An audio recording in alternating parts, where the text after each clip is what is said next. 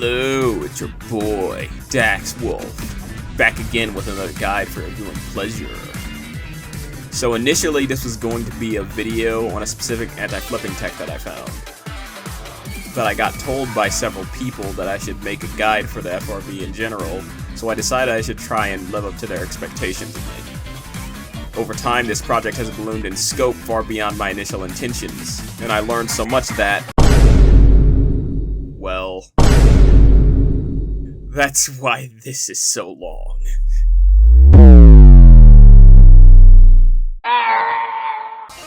Anyways, this is going to be a deep dive onto FRV. It is a high skill floor, high skill ceiling stratagem that took a lot of time for me to refine, but hopefully this video can help speed up that process for other people. Now, this video is going to be separated into several sections and subsections. The basics, advanced driving, hazards, loadout, and the mandated montage.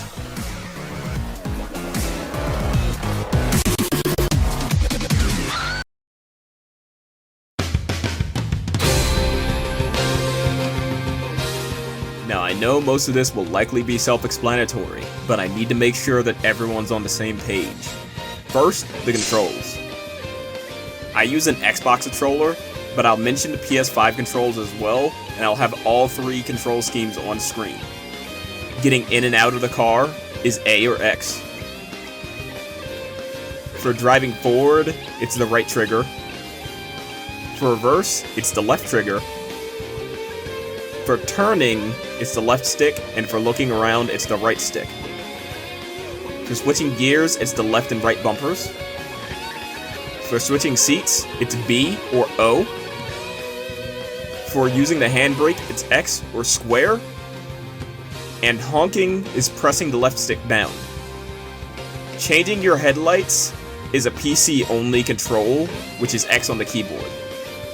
The main thing you need to remember for the basics is everything but gear switching, switching seats, the handbrake, and changing your headlights. The rest are for when you get into more advanced driving. Next, the gears. We have drive, drive 1, drive 2, reverse, and neutral. Drive is your all-purpose mode. You'll be using it the most out of all the gears. Drive 1 and drive 2 have a lower speed cap than drive and are meant for different situations. Now, what do I mean by speed cap? Well, when you hit a certain speed on any of the drives, or when you're in reverse, your acceleration drops off a cliff and slows to a crawl. You'll still steadily gain speed, but it's extremely slow. Drive 1 has a far lower speed cap, but it gains a higher amount of control even at high speeds. I'll go over some extra uses for Drive 1 in advanced driving. Drive 2 has a higher acceleration to a higher speed cap than Drive 1, but its acceleration after that is extremely slow. I cannot find any good advanced uses for Drive 2, unfortunately. Reverse is how you go backwards. Oftentimes you'll only briefly use it so that you can drive forward again after you hit something, but with more experience you'll end up using it in tandem with drive. Finally, we have neutral. It's niche at first, but with more experience it's definitely the best way to park. I'll go over this way of parking in the advanced driving section. Next, basic principles of general driving, or just basic driving for short.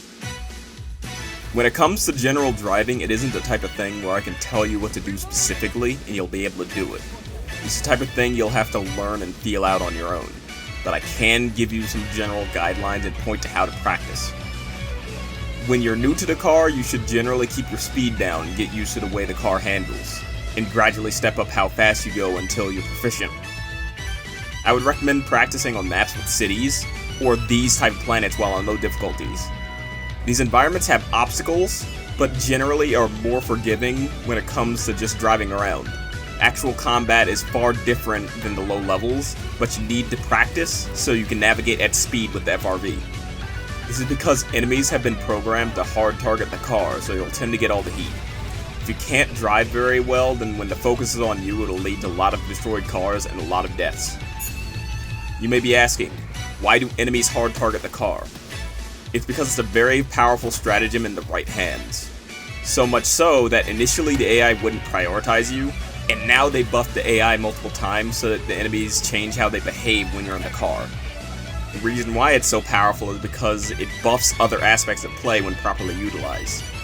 For instance, it allows you to traverse distances that would take minutes on foot in seconds, making heavy armor viable and negating heat planet effects on stamina. Using this speed, you can carry things like SSSDs, essentially negating the one-handed weapon penalty. You can simply drive away if a situation gets too hot, despawning the enemies like how I often do in my challenge videos. You can go from objective to objective, parking then completing them whilst minimizing travel time, meaning you'll have more time for each individual objective. But the main benefit is to your team. Since you can transport them and or have them fight from the gunner seat, this can allow, say, a recoilless to ride shotgun and destroy bases as you drive past, preventing enemy counterattack, and then they can reload while on the way to the next objective. You can gather your team quickly if you get separated. You can drive by an objective, drop them off, and go do something else while always being able to quickly swing back by. And some team play aspects can be done alone via the seat switch, allowing you to be a pseudo one-man army. But that, however, is for the advanced driving section. Anyways, you need to practice in a safe environment because you need good muscle memory for when the actual pressure's on you. Again, this isn't the type of thing where I can tell you what to do and you'll be able to do it. That's why I'm telling you how to practice rather than what to do specifically. But I will give you some basic tips. These are general guidelines to help reduce issues, not hard rules. Disregard them when appropriate. Don't accelerate to a high speed when there's a lot of obstacles around. Slow down when going to turn. If you're not confident you can make it through a narrow gap, then slow down to a comfortable speed. Don't accelerate off of something that will make you airborne unless you know you'll land on your wheels. Avoid planets with spike plants, a lot of flip hazards, and slippery terrain until you think you're ready. Avoid the bot front until you think you're ready. The rockets, laser turrets, and mines will wreck you. A lot. Avoid harvesters unless you're already going at a decent speed. One of the AI buffs have made it so that they get solid accuracy when you're going below a certain speed. Avoid factory striders at all costs unless the top turret is destroyed. They are not to be trifled with, regardless of skill level. And finally, when your car comes off of cooldown, you should just replace it. Many of the times it'll be 1 or 2 hits away from exploding and you won't even know it. There's been so many times where I thought the car was fine, then I got deleted when the car would have lived if it was full health. So just replace the car. Next, pop the tires. Your tires have HP, and if they take too much damage, they will pop. Since it's inevitable that you'll be driving without them, I'll go over it since you'll need to know what to do regardless of your skill level. Generally, if you lose one front tire, you're fine. You'll just lose a lot of turning, and you may need to use the handbrake to make up for it. If you lose both, it's likely a lost cause because your turning is utterly shot at that point. If you lose a back tire, then you lose max speed and can't drive straight. The only 2 solutions to this is pop one of your front wheels by manually shooting it, or drive in gear 1. This doesn't guarantee you'll be able to drive straight, but it will stabilize it enough that you can limp away from the threat at hand. If you lose both back wheels, then it's likely a lost cause because you've lost all acceleration. If you lose all wheels, then I recommend against driving it further, since you have reduced turning, drastically reduced acceleration, reduced grip, and you'll drift constantly even if you're trying to go straight. It may be fun slip and sliding around, but if you're in a serious situation, then you'll need to get a replacement ASAP. Next, passenger fundamentals. For the basics of being a passenger, if you press and hold the left trigger, then you'll pop out the side of the car. You can shoot, and if you press and hold the stratagem button while still aiming, then you can input and throw stratagems. If you're in the car with 1 or more other passengers, then bear this in mind. They can shoot you, and you can shoot them. So if you don't know the people you're in the car with, then it may be in your best interest not to pop out unless it's extremely important. This is because if anyone dies, then the driver may have to stop to call anyone who's dead back in. So the safe option is just to stay inside. Also, if you have an explosive weapon, don't risk shooting over the top of the car. Because if you do, and the car hits a rock, or you shoot someone's bubble shield, or someone on the other side pops out, or the machine gun gets in the way, etc. You'll blow yourself and everyone else up, as well as possibly popping the wheels or just destroying the car outright. Just shoot out your side of the car, your driver will thank you. The reason I talk about this here is because of that pseudo one-man army strat I mentioned, and also it's important to know since you won't always be the driver. Most of the same applies to the turret in the back, except you're always exposed. So if you're with people you don't know, it may be wise to not get in that turret. And if the driver of the car parks it and gets out, then follow his lead unless he says hold position. The longer you stay in that car while it's at a standstill, the more likely it is that enemies will target the car. Again, they have extremely aggressive AI towards the car, so sitting in one that's not moving is a death sentence. Lastly, for the basics, we have parking and miscellaneous. All you have to do to park is find somewhere that's flat, slow to 0 kmh, and as long as it doesn't roll when you get out, then it should stay where you leave it. Now if it's not flat ground, then you need to park it against something, and if you're on a hill, then park it sideways with the hill. After parking, you should get away from it so that enemies don't attack it.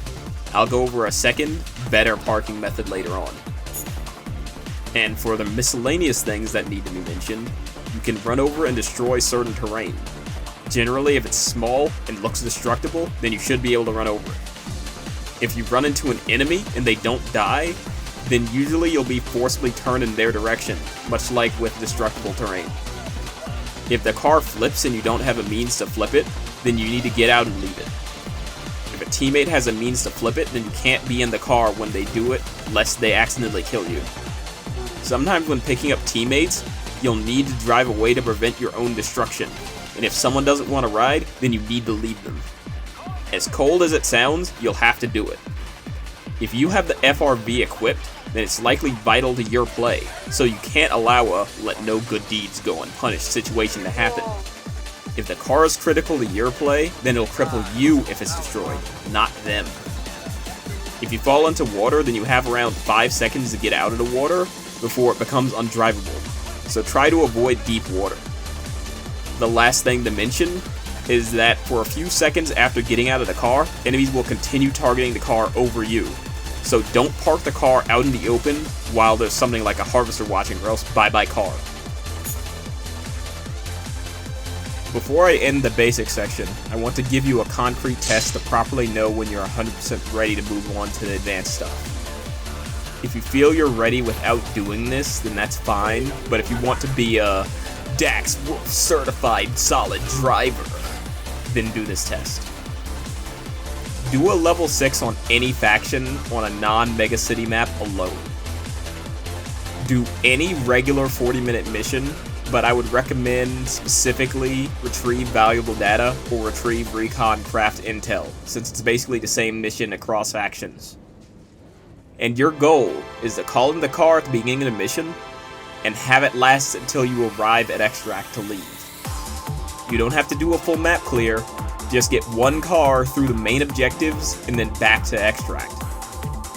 This is the test if you have a good base of driving, as well as being able to avoid taking too much damage from threats, if you can park well and not lose the car or have it be attacked, and if you can navigate without flipping / losing the car. Whether you die or not doesn't matter too much. Just make sure the car can last the whole mission. If you can do that, then I think you're ready for the advanced section. Way back in December, 12 days after the car became a stratagem, I did this scenario on the bot farm. Level 6, and the car lasted the whole mission, even up until I made it onto the ship. I may have full map cleared, but I don't want to put extra stressors on people trying to learn to drive, since mine happened organically. Since I was able to do this in roughly 12 days of consistent experience with the car, that means it's very possible that, with what we've gone over, you can do it faster. Either way, it's realistically achievable to have happen in a short time. Also, a secret second reason for this test is to see how good your handle over base game mechanics are. Since you're driving up to an objective and parking, then going in on foot, you're being tested if you can operate solo with the base mechanics. This is because the one-man army strat naturally requires you to be able to hold your own at its base before introducing the car into the mix.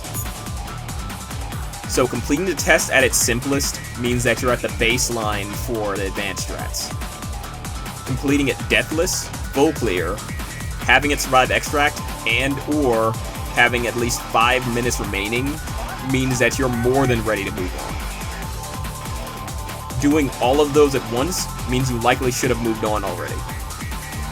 I tried this test out using everything I used back then on all the factions without employing any of the advanced strats, and I aced all 3 factions first try. Obviously, I'm extremely experienced with the car, so it's expected, but it also shows that you don't need the advanced mechanics, at least at level 6 and below. So when you feel ready to move on, try this test and see if you pass. And if you do, welcome to advanced driving.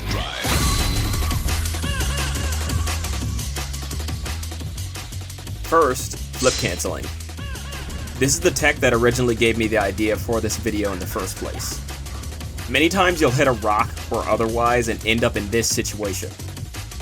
Generally, people will panic because they don't know what to do, and will slam on the brakes, keep going at full speed, or turn the wrong way. However, there's a simple way to negate it. Flip canceling. To simplify it as much as possible, you turn in the direction of the wheels still on the ground. If you do it too hard, you might lift the other wheels off the ground, so you'll have to do it again back in the other direction. To avoid it, you just need to turn just hard enough to drag yourself back to the ground. If you want an idea why it works this way, it's because what's flipping you is the momentum going upwards. I want you to imagine there are circles in the middle of your wheels parallel with the ground. If you turn left, then the left circle is being used, and vice versa. Now, what if one set of wheels is off the ground? Well, if you turn in the direction of the wheels in the air, then you're turning away from the ground and adding more upwards momentum, causing a flip. But if you turn in the direction of the wheels on the ground, then you're pulling yourself back to the ground, or applying downwards momentum. So in short, turn partial strength into the wheels on the ground, and it'll cancel a flip. Even if that would turn you away from the direction you're trying to go, you still need to correct the flip, or else you'll just, well, flip. You'll be using this a lot, so you need to get used to using it instinctually. Also, if you become airborne and one front wheel is about to hit the ground before the others, turn in that direction and it'll usually soften the impact. Next, gear shifting. The default controls have it so that the car will automatically switch between drive and reverse depending on what triggers you're holding, but usually that requires you to be nearly or fully at a stop, and sometimes you don't have time for that, like if a Bile Titan is bearing down on you and you crash into a wall. This is where gear shifting comes in. If you let go of the triggers and use the bumpers, you can quickly shift gears and use the opposite trigger and get going in a fraction of the time. With this, you can do stuff like this 180 move that I love to do. You reverse straight backwards, getting up to 30 plus kmh, letting go of reverse and turning in that order. Then, while turning around, you can shift twice and end up on drive, then punch it. It's an excellent way to get going if you can't drive forward and or you're facing away from the direction you want to go. A secondary reason you let go of reverse and then turn is because you turn better when not accelerating. There's more small situations you'll be using this in, but this is the easiest one to point to since I use it so frequently. I know this sounds very simple, but it took me tens of hours to probably begin using this, and it immediately upped my play as soon as I did. Next, the Handbrake. The Handbrake is a simple yet vital tool that you will be using a lot, but it's kinda hard to explain. When you use the Handbrake, you lock your back wheels, which allows for better turning whilst also slowing you down. This allows for hard turns while going at high speeds, turning around quickly from a stop, counter-steering to straighten out after you've been turned involuntarily, and a myriad of other situations. Unfortunately, this is yet another aspect where I'll have to ask you to practice and feel it out through experience. On a lower difficulty mission, in a city/megacity, just try going at high speeds into wide turns, so that you have leeway, and practice turning with the Handbrake. After getting the hang of it, go for tighter turns, and once you have a solid handle on that, then you can translate it to the off-road. Generally, if you don't think you can make a turn at high speeds, then use the handbrake for about half a second, and then counter steer to straighten up. One last thing to mention is if you're holding the handbrake while you aren't turning in either direction, and you're going at a decent speed, then you'll lurch in one direction or another, usually resulting in a 180. Bear this in mind when we get to the next subsection. Next, neutral parking in Gear 1. After getting down gear shifting, at least at a basic level, then you have access to a few new tools. One is widely applicable: neutral parking. If you set the gear to neutral and press and hold the handbrake, then the car will park itself, even on hills. This means you can drive by a base, neutral park, and stop on a dime, allowing for stratagem throwing or shooting with precision. You can also get out after neutral parking and the car will still park itself. Just bear in mind, if you're going fast enough and you do this, it'll still do that 180 thing. This can sometimes be used to give you the momentum from the 180, flinging you forward, or it'll just hit you and you'll ragdoll. In short, it just makes parking easier. The same rules with basic parking should still be applied, but it's faster and more consistent, so you'll likely adopt it quickly. The other more niche thing is Drive 1. When you get used to using regular drive, you'll use Drive 1 a lot less, but it'll still come up consistently in a few situations. As mentioned before, if you lose one back wheel, then shifting to Drive 1 will hurt your speed, but it'll make you more able to drive straight and generally control the vehicle. Speaking of control, if you're going at a high speed in drive but want tighter control when turning, then you can shift to Drive 1 while maintaining your speed. Another situation it's useful in is if you hit ice while being in drive, you'll slip all over the place. Drive 1 allows you to drive forward and it stays mostly stable. After hitting a certain speed, it'll begin slipping in a direction, but you can counter this by counter steering. Just turn against the slide, and if it's a bad enough of a slip, then you can use the handbrake to add drastically to your counter steer. Just don't counter steer too hard. Once you're off the ice, then you can switch back to drive. Generally, I'd say ice is, just like regular driving, something you'll have to learn through experience, but this should give you a head start. Yet another situation Drive 1 helps with is if you're going up a hill. Drive 1 offers better grip and torque than drive, so you'll have an easier time climbing all but the steepest of hills, as long as you have a bit of speed going into it. And lastly, while in deep water, Drive 1 offers you far better grip and should help you get out if it's salvageable at all. Next, combat driving. The idea is simple. You can switch seats, even as the driver, and you can shoot/throw stratagems, then switch back to the driver's seat and keep driving. This is huge if you can master it. Say you're on a Blitz mission. Your team goes to one half of the map and you go the other way solo. You can very easily clear half the map alone. Here's a quick example.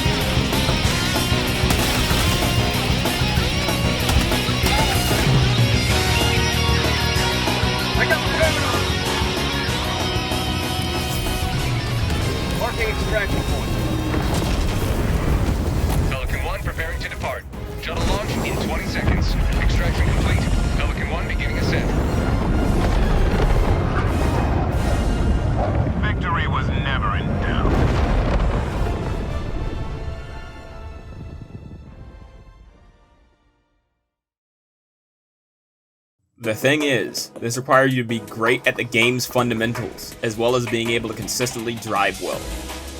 It's essentially asking you to perform both roles at once, which is why I went over the other advanced stuff before this, and had the test include testing your game fundamentals.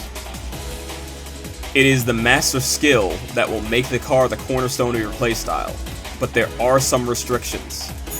First, you need to be good at basic mechanics, obviously, like aiming, shooting, and stratagem inputs while under pressure. You also have to be already good at driving, or else you'll have a high likelihood of something going wrong.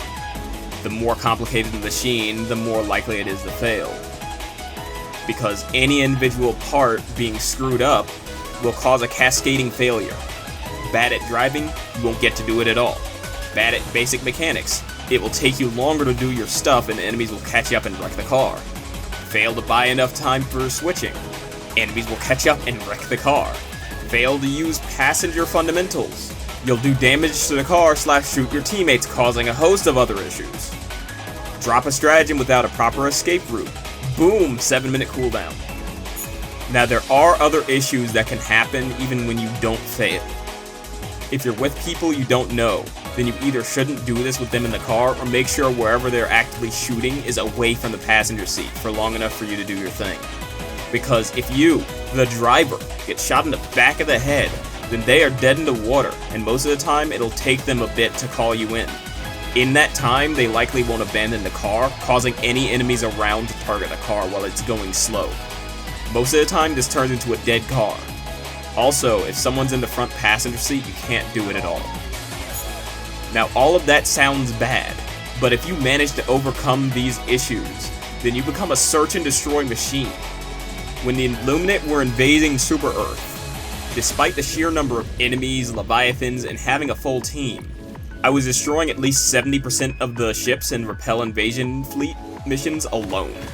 This is because I'm fast, can destroy the ships, and get away quickly, resulting in less enemies spawning from them, less damage to the car, so it lasts longer, meaning more damage can be done. Master this skill, and you'll be ready for some of the ugliest stuff the game has to offer. A quick addendum to this section though. A friend of mine recently found out that you can store stratagems in the car, even while driving. This means if you input a stratagem in safety, then you can switch back to the driver's seat and drive with it. This can allow you to very quickly switch to the passenger seat and throw it, then switch back and drive away. This minimizes the amount of time you need to buy to switch to the seat and do damage. There are a few snags I've found.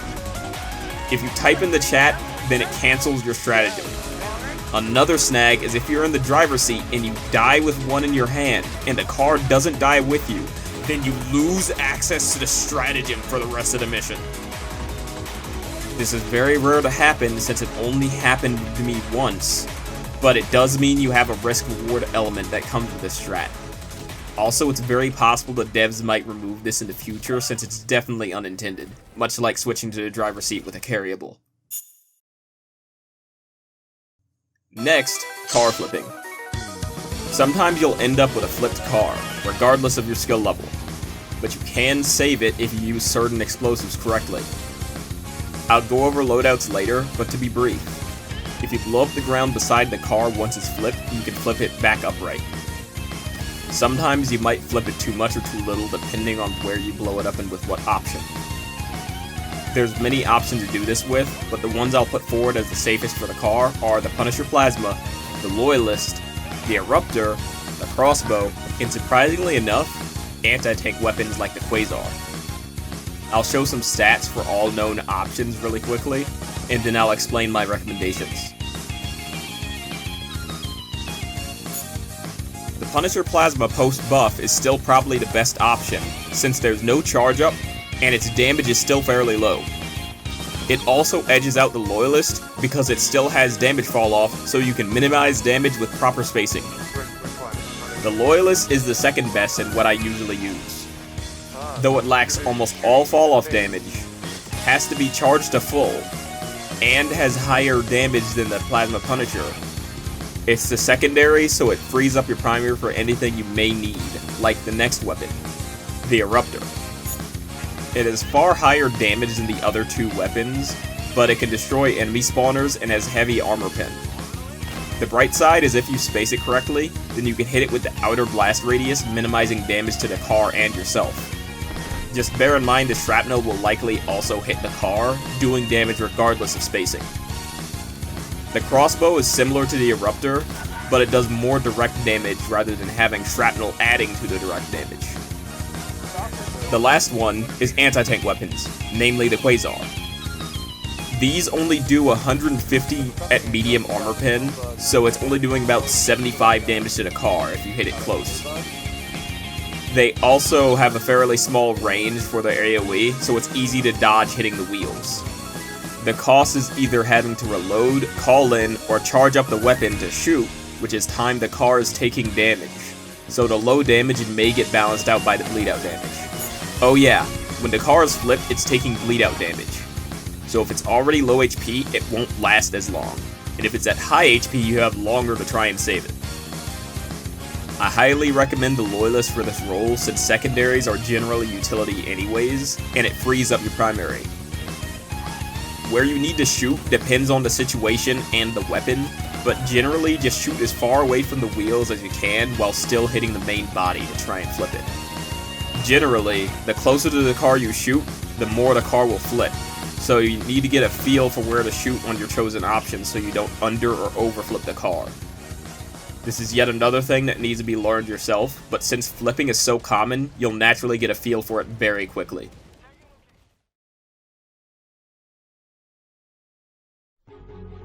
Allied destroyer joining squadron, deploying Helldiver to combat zone.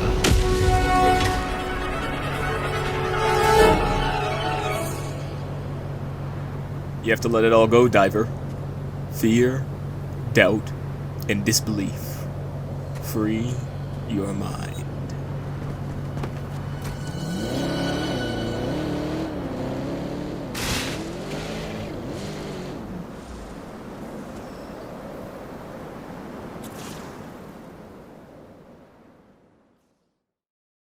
This is wall riding, aka power scaling. It's a somewhat niche tech that allows you to drive on and even scale walls with the car. Yes, you heard that right. Literal walls. The basics of this are somewhat simple. If you have a wall or a steep incline with something that acts as a ramp against it, then you can drive from the ground to the ramp onto the wall. This works based on a similar principle as turning at high speeds. You have momentum in the direction you were already going, and then when you turn, you get dragged in that direction until that momentum is burned up. Same thing with this. You keep your grip on the wall until all your momentum going into it is burned up. Then you lose traction. In short, the more speed you take into the ride, the longer you can stay on the wall before you lose grip. I think some minor form of this was intended by the devs for steep hills, but I don't think it accounted for all the walls and kinda steep angled rocks that you can do this on. With this tech in hand, you can do stuff like this.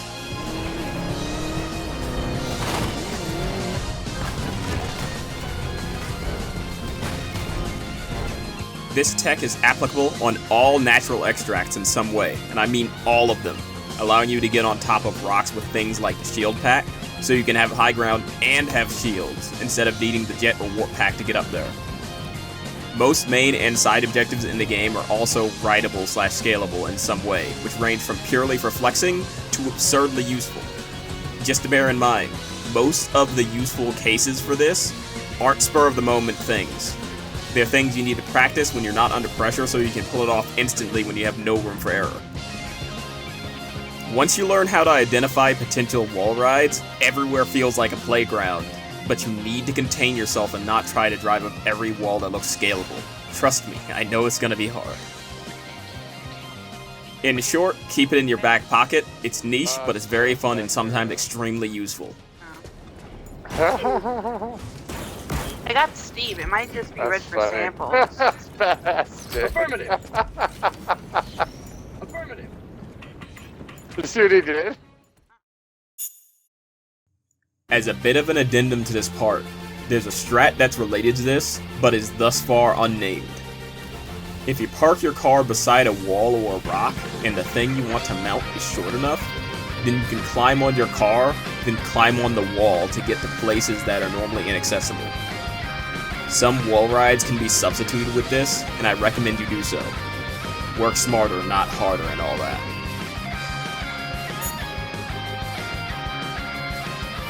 Next is a skill I don't have a proper name for, so for now, I will call it Foresight. This is a navigational ability that seems to have manifested after reaching a certain level of skill with the car. I essentially began unknowingly mentally plotting a course ahead and following it.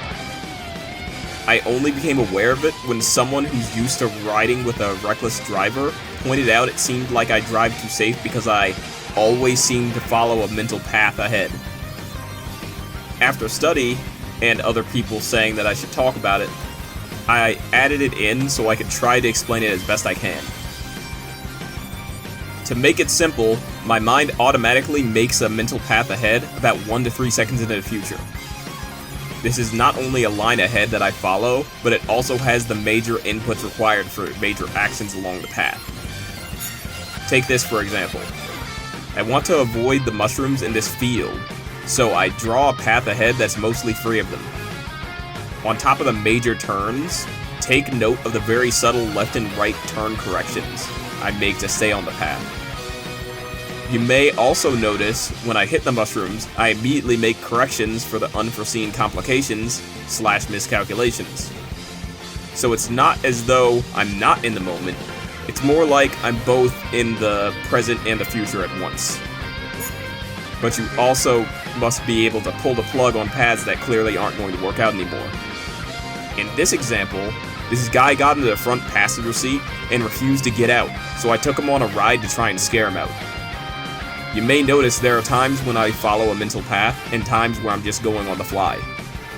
This is because sometimes the situation is too tumultuous to be able to calculate seconds into the future, or there's a wall in your way, so you need to focus all of your energy on the present until the situation changes. There's also times where the paths are deviated too far from to be able to be followed, so you need to drop it and focus on regaining stability. Key example is this flip right here. I didn't anticipate it, so I drop the path and focus on getting moving again. And then I make a new path almost immediately and begin following it, even accounting for the enemies and the terrain. I won't pretend like this is an easy skill, and it's likely reliant on you having a certain kind of brain wiring. My brain can split and focus on multiple tasks at once, as seen here where I'm making the path ahead, I'm present avoiding the enemies who threaten to turn me off the path, and I'm looking at the map and placing a marker where I want to go after this guy finally gets out of my car. And this is being done all at once. Anyways, I just wanted to introduce the idea so that if you can tap into this ability, you know what to look for. Next, we have teamwork. Full disclosure before we start. This is by far the hardest part for me to write since I have relatively little experience working as a team in the FRV versus when I'm lone wolfing it. There's a lot of different methods and styles of teamwork, but generally I simplify them into 3 types. The Uber, Rider, and the Team FRV. With the Uber, you're typically just transporting them from point A to point B. It's technically teamwork, but you're really just acting as transport. Since you'll usually be doing this with randoms, they will probably try to shoot out at a car, and if they have an explosive weapon, that can be really bad. If possible, you should take paths that avoid enemies altogether, or have enemies on their side of the car, so that there's a far lower risk of a preventable car-shaped fireball. As the passenger in this situation, most times it's best to stay inside the car. You almost always increase the danger posed to yourself, anyone poking their head out, and the car itself by trying to shoot out. The rider is slightly deeper, where the gunner is actively accompanying the driver to objectives beyond a simple point A to point B situation before the driver leaves. They generally do what the driver would perform while combat driving, so it takes the pressure off the driver since there's someone who's dedicated to the role. You may still have to combat drive if they're out of resources, but it reduces the amount that you need to do it, thus lowering the risk involved. Typically in this second type, they don't have a loadout specifically for the car. It's more of a situation that's born out of convenience. The Team FRV is where everyone involved has a loadout specifically for the FRV to fully exploit its effectiveness. Usually this last type requires comms or people fully on the same wavelength. I have lots of experience with the Uber type, some experience with riders, but I have very little experience with the Team FRV. This is partly because many don't trust other people with driving the FRV because of experiences with bad drivers in the past. But it's also because I don't trust most people to not do something stupid like shoot explosives out of the car without asking, which happens a lot. Anyways, if you have communications with your passenger, then you have options. If you are, say, clearing a mega nest, you can tell your passenger to switch sides preemptively so they can hit the next bug hole without having to shoot over the car, and you avoid having to wait for them to switch sides once you get there. If they're in the front passenger, then you can purposely turn the car so they have a clear shot, much like you would if you were combat driving. Even if you were simply traversing and you see a particularly bumpy stretch of ground ahead, then you could say something simple like inside, inside, inside to prompt anyone poking out to get in so they don't get squashed if you roll. You know, situations like that. Most of the team play, much like with the tank, relies on the driver doing partial aiming for the gunners. The team play your group has will likely be different than the team play my group has, so you need to make sure you work with how your team operates. That's a large part of why I didn't get in-depth loadouts or go into a lot of specifics. I wanted to teach you what to look for so you have a guidepost to work from, rather than rigid instructions that may crumble if the situation you find yourself in is ill-suited for them. Lastly, Advanced Miscellaneous. Unfortunately, there's a lot of different small things that I can't justify going over in their own section. I never ended up explaining later on, or are expansions on tech that I already went over, which I found advancements for in the last year of making this guide. So I'm going to have most of that here in a commentary-less pseudo-montage. I couldn't fit everything in, so I just hit on everything I could find an example for that didn't take up too much time. So, with all of that said, please enjoy.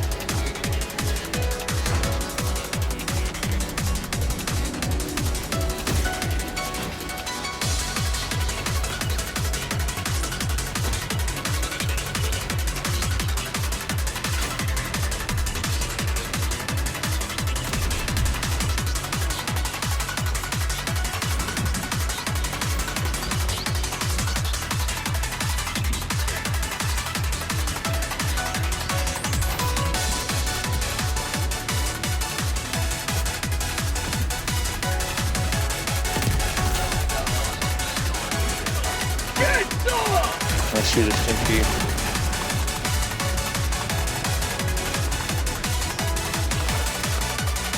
With a thermite on it.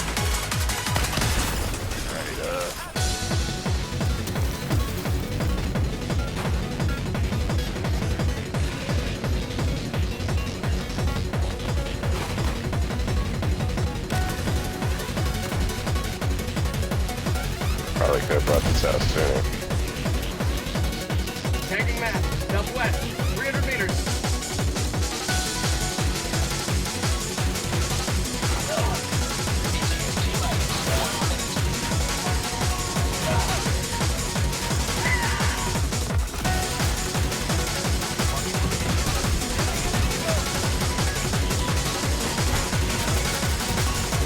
Requesting air support. Here comes the cavalry. You have ignited the torches of liberty. Extraction awaits.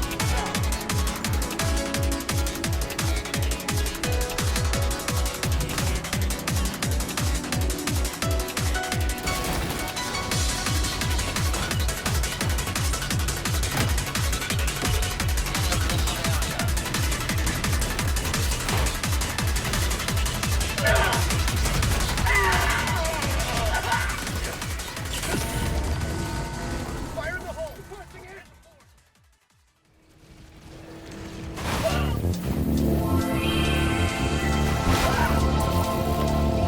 Objective critical strategy available. Objective critical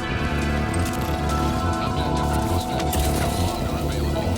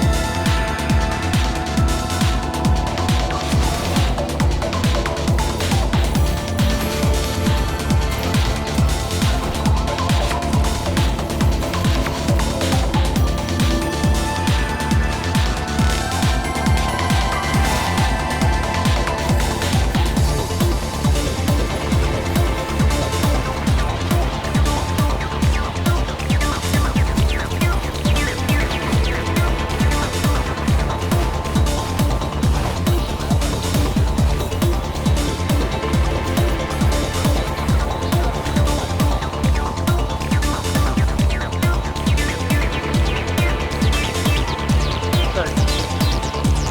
It's okay, I haven't done something, but I have a very whiny dog right now. Okay. If you want.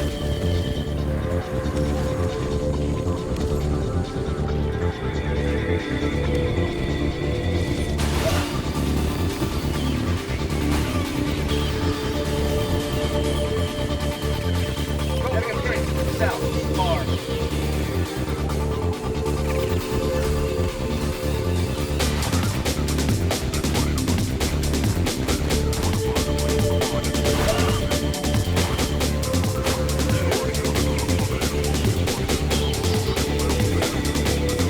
Found something.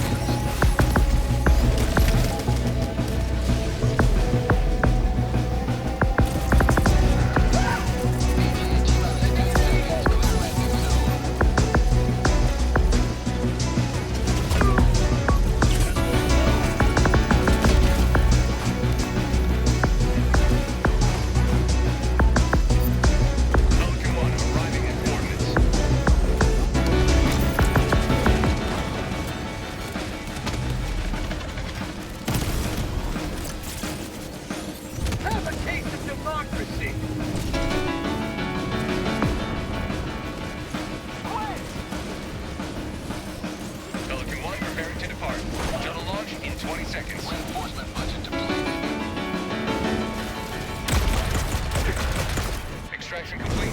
Pelican 1.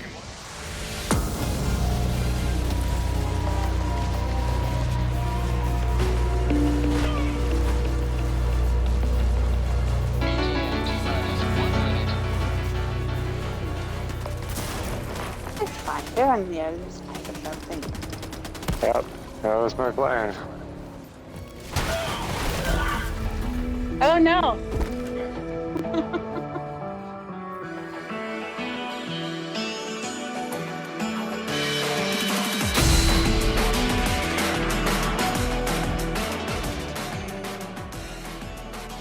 Now, we have hazards.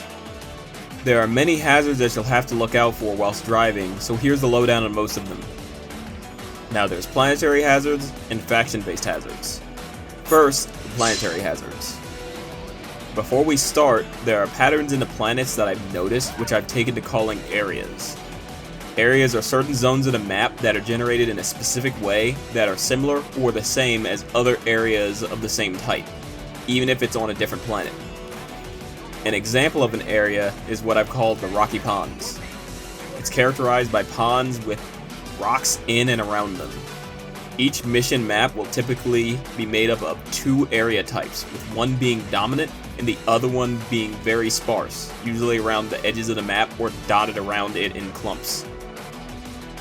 Every planet type has 2 to 3 area types, which get mixed and matched for your missions. Some area types are shared across planets, even ones that aren't directly related, such as the Rocky Pond showing up on desert planets as well as lunar planets. Some planets have special features that don't fit into the definition of areas that I've laid out, like the rock spires on lunar planets. Most planets are essentially alts of each other, so I'm going to group them together. Some are more like siblings, in that they're the same with minor differences, and others are more like cousins, in that they're very similar in many aspects but different in others.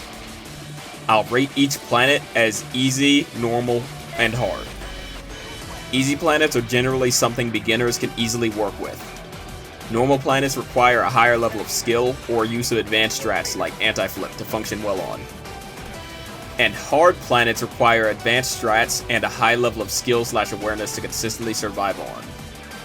The last thing to note is that the community has come up with its own set of names for these planets called biomes, which I was unaware of when I wrote this script, and I won't use because most of the names aren't descriptive of the planets. Looking at you, Boneyard.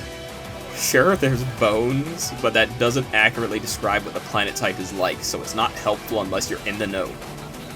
So yeah, I'm using my names. I'll have the community names on screen so you can search them if you'd like. First up, Rocky Planets.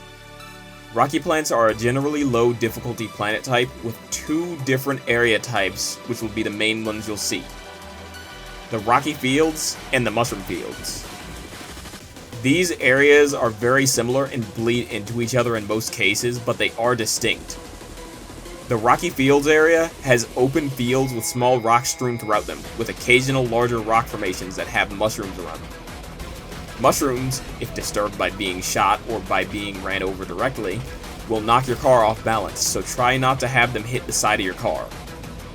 Overall, since the obstructions are few and far between, navigation in this area is very easy. The mushroom fields have far more densely packed formations of small rocks, ditches with mud in them which is slippery, and mushrooms are everywhere. This obviously makes navigation harder, but it's still within the beginner's range of difficulty. Before we move on, I noticed that big bushes spawn in this area alongside the mushrooms. So if you see bushes, then you know it's a mushroom fields area. The last main area type is the Rocky Spires, which feature tall rock spires that can be difficult to navigate with occasional non-area of interest bombs lodged in the side of them. These typically aren't the main area type of the map, but sometimes nearly the whole thing is this area, so be prepared for that possibility.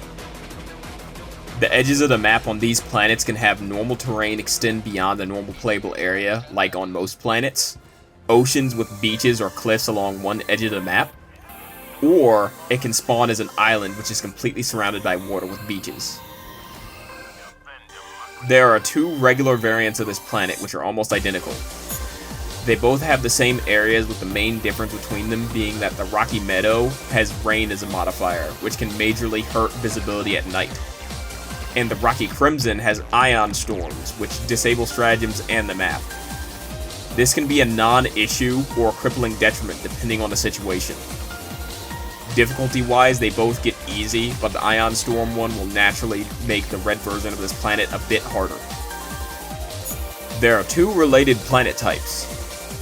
The first is the Rocky Woodland, which is roughly the same as the prior two, but it can't spawn as an island. Instead, it features trees, grass, and an occasionally blinding sun during sunrise. The trees only spawn in the Rocky Fields area, so it's far easier to notice if it's a mushroom fields or not. This one is on the same level of difficulty as the previous two. The Scorching Sand planets are the other related planet type. Now, they may seem drastically different from the others, but they share the same base composition once you look closely. There's a Rocky Fields area, a Mushroom Fields area with dead shrubs rather than regular bushes, and a Rocky Spires area, all of which are formatted exactly the same as the other planets. There are, however, no islands, beaches, or cliffs on the edges of the map. Instead, it has dead trees, sandy terrain, and fire tornadoes as a modifier, which obstruct movement when active. As shown earlier, you lose a minimum of 300 of the car's HP when it's set on fire, so you should avoid that as much as possible. As a result, driving through the fire tornadoes is not advised other than in emergency situations. Due to the slippery terrain coupled with the density of rocks, other flipping hazards, and fire tornadoes, I'd say this is a hard planet type which you should hold off on taking on until you're an experienced driver. Next, desert planets. Desert planets have sandy terrain, so the ground is more slippery than normal, meaning you'll have a slight adjustment period when traveling here.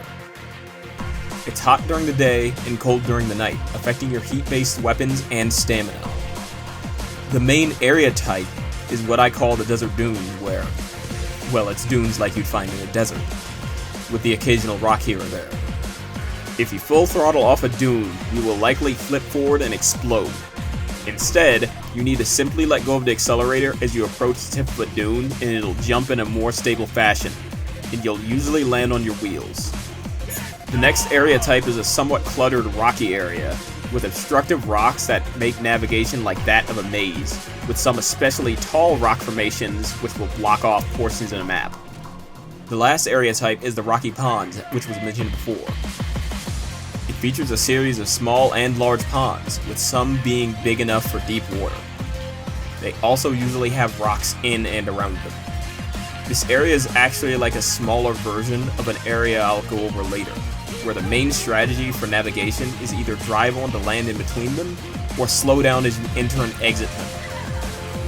Though if they are deep ponds, then you either need to avoid them, or switch to drive one as you go through them. The main differences between these planets are that they have differing weather effects, and one lacks a special large rock formation, while the other possesses one. The Sandstorm Desert planets have no unique rock formations, which ironically make it unique. They also have sandstorms which obstruct your vision. Tremor's desert planets, however, have tall rock formations that are mirrored on lunar planets. These rocks jut out at an angle, up and away from the ground. The other thing to note about these planets is that they have tremors, but since they don't affect a car, they aren't a concern normally.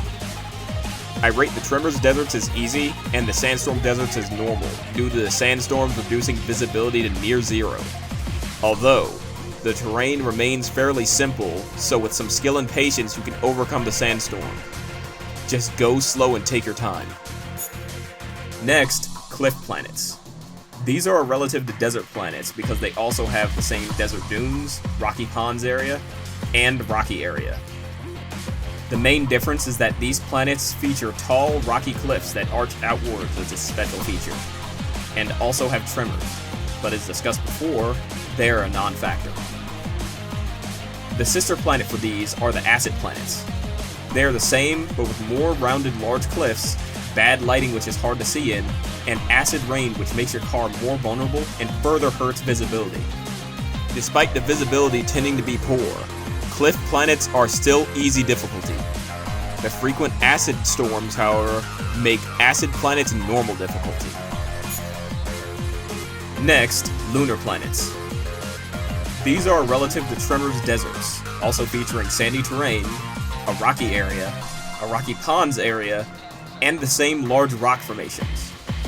The crater ocean, which is the signature area of this planet, is like a larger version of the rocky ponds.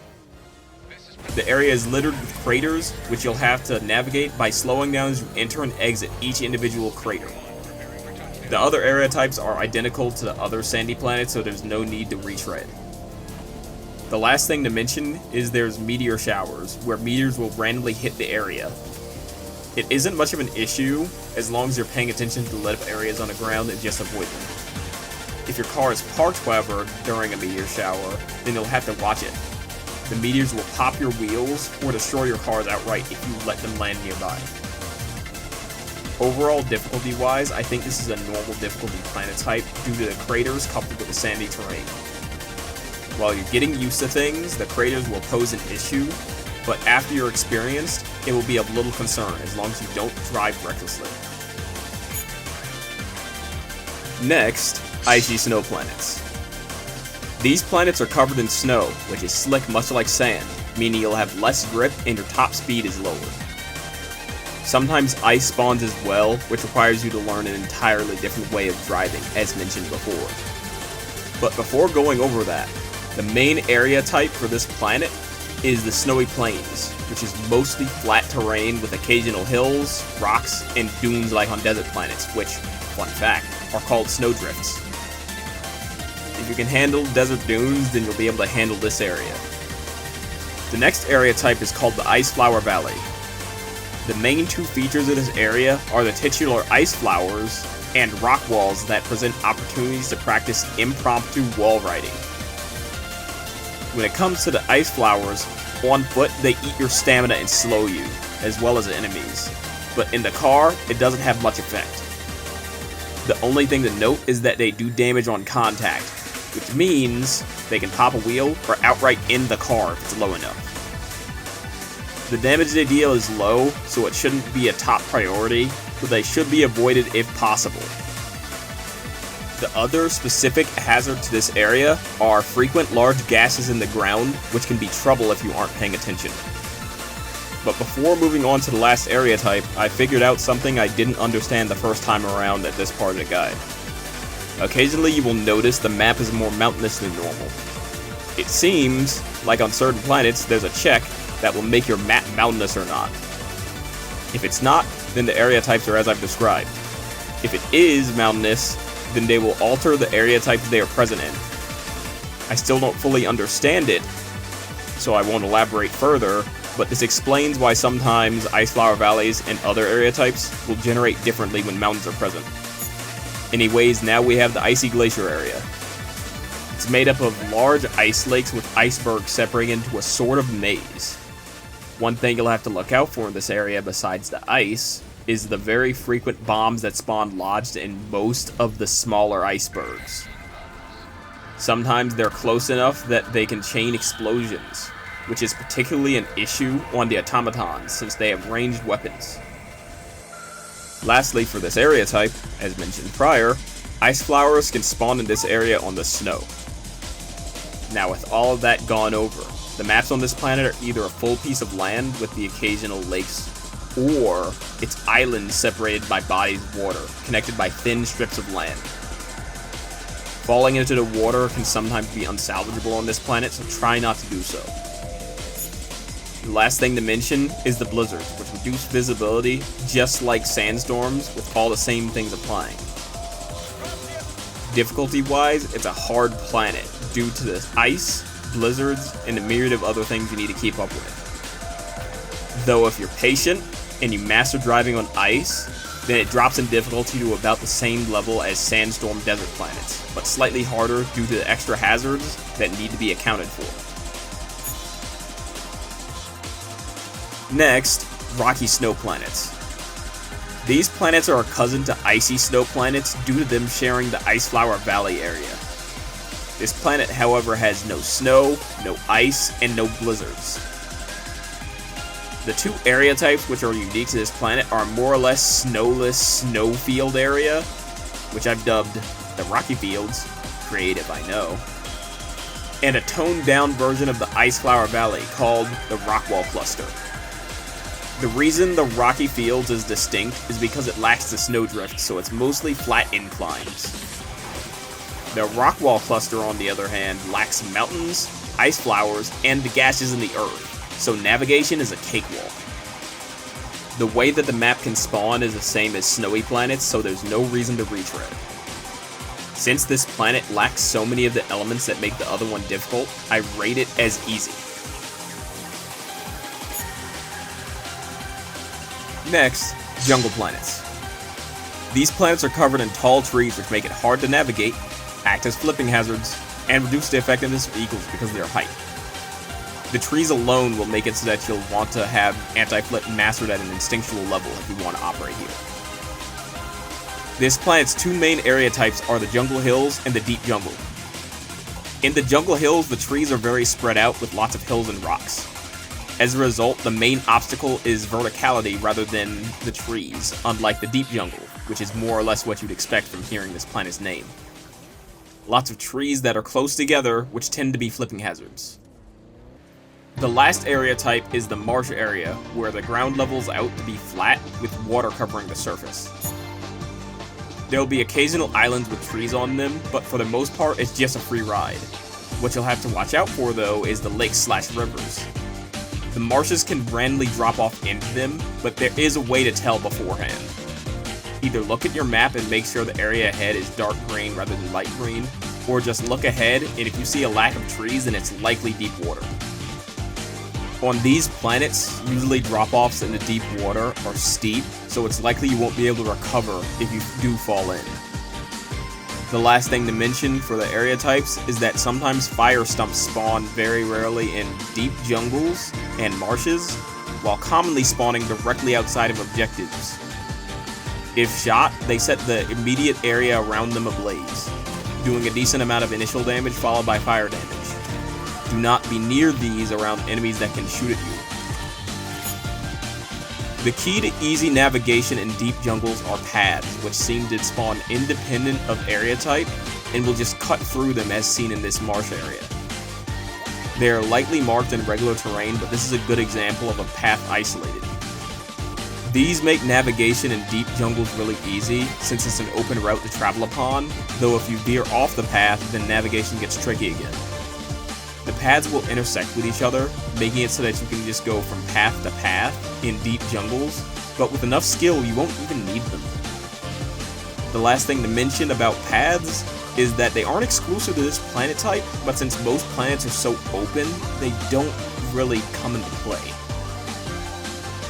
These planets also feature large rock/tree formations that separate large swaths of the map as its special feature. The last thing to note is that there are occasional rainstorms, which slightly lower visibility, but other than that they are non-factor. The sibling planet for these are dark jungles, which are far darker and feature fog. It's more or less just a lower visibility version of the regular jungle planet, so it's a bit harder.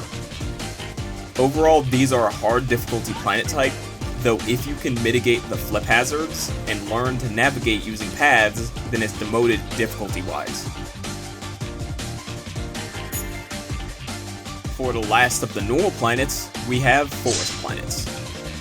These are by far the hardest of the normal planets to drive on due to a lot of factors.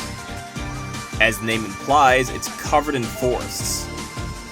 The main area type are the forest areas, which are incredibly dense with trees. I'll come back to this area type later, but to be brief, you need to be precise with your movement in order to navigate these areas fluidly. Now when it comes to the non-forested areas, there's two. One is a grassy field area. It's mostly open space with occasional rocks and trees. There's a few hazardous areas which are what make this planet type hard. Firstly, there's spike plants, your main op on this planet. These plants spawn exclusively in the field areas and look like an incredibly short tree, with large spiky balls covering it. If you run into them, or they are shot, they will explode outwards in all directions. If directly ran into, the spike will either kill you, pop a wheel, or destroy your car if it's weak enough. The thing with these plants is that they're everywhere, and most of the time you may not see them until you're right on top of them, so it's very easy to just run into them. On top of that, certain versions of this planet type have spike plants that blend in with the grass and the sky, so it's even harder to identify them. As a result, even as an experienced driver, you'll need to be permanently on guard while in or near field areas. Even a second of letting your guard down can result in a wrecked car. Trust me, until a few months ago, it still happened to me regularly, because it's hard to stay focused the entire mission. The main bright side is that spike plants mainly spawn near rocks and other plants, so if you avoid those, then you can mitigate the threat somewhat. Another hazard that spawns in grassy field areas are bombs. On some forest planets they spawn rarely, and on others, like gray forest planets, they spawn everywhere. And what makes things worse is that spike plants can sometimes set these off. So you may hit a spike plant, get off mostly fine, and next thing you know, you're blown to Kingdom Come. The last hazard to note is death holes that don't really directly threaten your car, but they emit steam that obscures other hazards. The last area type is the rocky field, where there's far less open space in favor of large rocks. They aren't large enough to utterly redirect you, but it's enough to divert you slightly. There's also a lot of smaller rocks which you'll have to navigate over and around, but they aren't too much of an issue. Spike plants still spawn here, but they seem more rare, and the other two hazards in the grassy fields don't seem to spawn here from what I've seen. Circling back to the forest area, it's really a test of your ability to quickly know where your car can fit, while also going in the direction you want to go. If you can't do it fast enough, then you'll run into a tree or a rock, and then you'll have to back up, slowing your pace down. Once you get your navigation abilities down, then the forest area ceases to be an issue, even turning into an area you'll prefer over having to deal with the threat of spike plants. When it comes to the different types of forest planets, there are 4, with the main differences between them being the color of the grass, the sky, the trees, the spike plants, and the different modifiers. The modifiers are one where there's none at all, volcanic activity, which is just a reskinned meteor shower which leaves fire behind, ion storms, and fog. Most of them are more or less interchangeable, but the hardest planets to drive on are definitely the gray variant, which I found is an entirely different planet type. The reason I say this is because the forest area is entirely different, and its frequency of bombs in the field area is absolutely insane. The forest area here is almost entirely tall trees, which are more spread out, but in turn there's more rocks and bushes that act as hazards instead. Other than that, they're just a different version of a forest area. Going back to the field area, the spike plants look gray in certain lighting, so they end up blending in with their surroundings. Though the main issue with the gray forest planets is the absurd amount of bombs that can be set off and destroy your car. Like, as you can see in this clip, they tend to spawn everywhere, sometimes even being able to chain detonate, so you need to be extra alert. Due to all this, these planets are labeled as hard, and their difficulty barely even drops until you hit a certain level of experience. Before we jump into cities and megacities, we have 2 new planets to go over. The first of which being the Oasis desert planets. These are a variant on the regular desert planet. It has intense heat during the day, and the desert dunes return as well, much like their counterparts, but there's 2 new area types. The Oasis area is typified by somewhat shallow lakes with grass, short trees, palm trees, and rocks. They're extremely easy to navigate, with little of note other than the water towards the center of the lakes typically becoming deep sometimes. The other new area type is the mountainous rocky area. It's like the regular variant, but there's far more big rocks of a different shape. It also has less medium-sized rocks, so its main challenge is navigating the small and big rocks with the occasional small tree getting in the way. Since this is so similar to regular desert planets, namely the Tremors deserts, it will be rated similarly as easy. since it has no visual obstructions other than a light heat distortion effect during the daytime. The next new one to look at is the Grassland planet. These planets are probably the best training ground for new drivers who want to drive off-road. This first area type is called the Grassland. These areas have wide open fields, with small rolling hills, and the occasional rock or tree to act as obstructions. This is by far the easiest area type in the game. The second area type is the Watery Forest. This forest typically will have extremely shallow lakes with trees surrounding the water, with the occasional island with trees as well.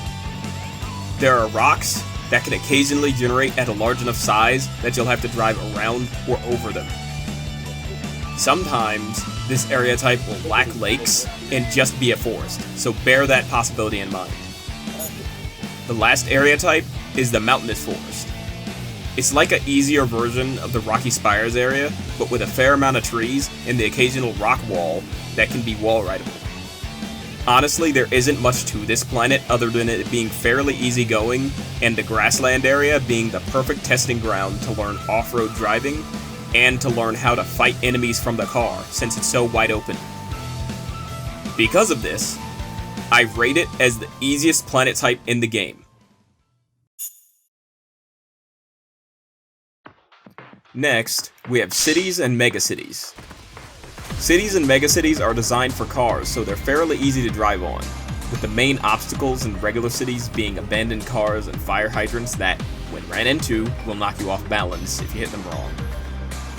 Abandoned cars act like a solid wall at high speeds, and when disturbed will explode after a few seconds, sending you flying if you're still close.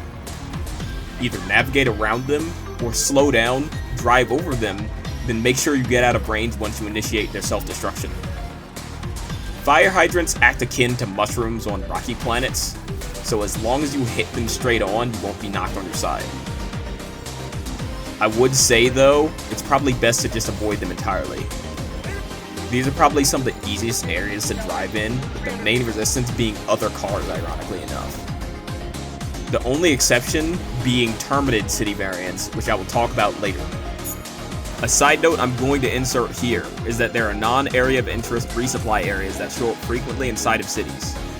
Some will always have resources when you find them, but others will only have them some of the time. This can help if you're in a pinch and need to max out on everything when resupplies are unavailable, or if you just need a quick top off. The last thing to note for regular cities is that across all factions there seems to be a separate patrol timer inside of these. Typically there's only one patrol spawned every X amount of seconds, but inside or near cities there seems to be a second patrol timer which spawns stationary patrols. They'll typically sit still while occasionally wandering around, which allows them to catch people trying to stealth around them. Typically they spawn at intersections or at choke points, so they act as walls which need to be dealt with in order to keep going that way. They also seem to spawn closer to you than regular patrols, sometimes being as close as 50 meters when they spawn, rather than regular patrols where it's 100 plus meters. Since this is the case, it's probably best to get in, do your damage, and get out of the city, because the game will probably not relent with the patrols. With megacities, there's 6 variants. 3 for when each faction is attacking, and 3 for when they have the planet under their control. The attacking variants are mostly identical to each other, with very minor variations, but the controlled variants are where the major differences lie. But before going over that, I found recently that megacities have at least 2 area types: downtown and the park. Downtown is where all the tall buildings are, and will usually be a majority of the megacity maps. It's also where most of the special parts of controlled megacities spawn. The park is a more open section which looks like, well, a park. And from what I've found, it seems like this area is devoid of the special parts of controlled megacities. The bug-controlled megacities are covered in this light green fog, which can obscure visibility, but the main threat this enables are random death holes that are more than big enough to fall into with the car. They only appear on areas that aren't the main road, so if you want to completely avoid these, then stay on the main road, and slow down whenever you go off of it. The Automaton megacities have an odd feature. There's oil in some areas that are off the main road, which acts kinda like ice. Usually this is only going to cause a momentary slip, but when seconds matter, it can really screw you up. Again, the main way to avoid this is to stay on the main road. Lastly, we have the Illuminate controlled megacities. Aside from the obvious Leviathans permanently being around on anything above a level 5, there's these weird Illuminate structures hanging off the sides of buildings. They explode violently when you run into them with the car and can very easily kill you, so avoid running into them. The things sticking out of the street are just normal destructibles. One weird thing that all controlled megacities share is that destroyed cars on the road explode when disturbed. Like regular cars. I have no idea why this is a thing, but you should be aware of it. The last two things to note are that the city patrol timer is permanently in effect since the whole map is a city, and if the area between two buildings is too thin, when you call in your car, it can... yeah. This has happened to me multiple times. Firstly, for the special planet types, we have Magma worlds. Unlike the planets that will be covered next, these worlds are more akin to normal planets. This is because they have 3 area types and don't have anything like the caves. It's still a special world though, since cities can't spawn here, and automatons are the only faction with these planets. The first area type is the Basalt Fields. It's akin to the rocky fields from the rocky snow planets, but its small rock formations are far more densely packed, and magma can occasionally spawn in puddles.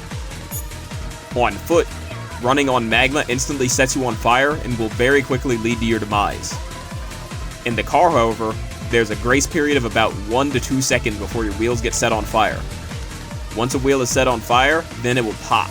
There's nothing you can do to stop it. Once the wheel pops, the car will also be set on fire. The car in general cannot last very long in magma, so be sure to avoid it as much as possible. Another hazard that is in this area are the magma geysers. They'll occasionally erupt, setting the area around them on fire. The way you can tell is that your controller will start to rumble and you can see lava bubbling inside of it. The range is pretty small on the fire surrounding them, so as long as you aren't on top of them, they aren't a threat. The next area type is called the Basalt Mountains. They're akin to the mountainous sections of snow planets with large basalt formations blocking off sections of the map. There's also a lot of verticality, which means you'll have to contend with that as well. From what I can tell, there's no magma geysers in this area, and the magma puddles only spawn on the edges near magma rivers/lakes.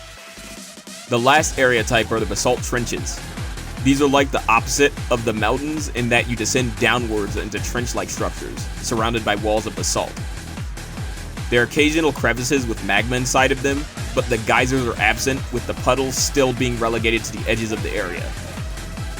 This area has some extra depth to it though, because bases and objectives that spawn inside of it also spawn in a lowered position, so if you can navigate the tops of basalt walls, you can get the high ground.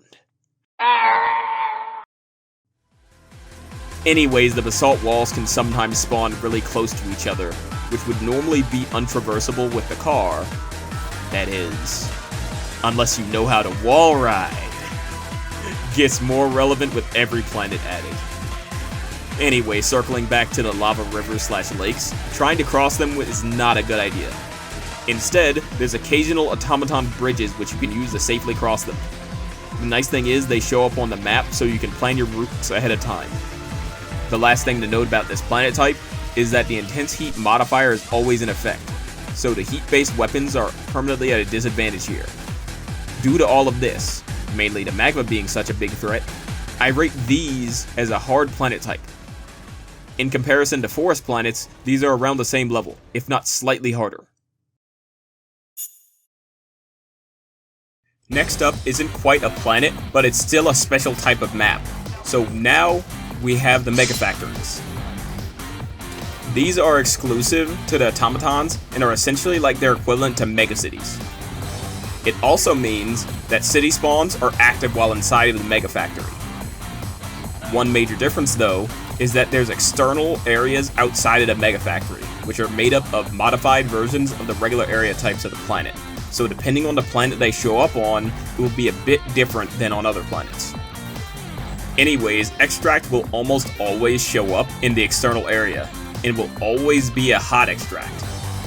The only time it doesn't is when it bugs out and spawns inside the factory, but it's still clearly not intended behavior.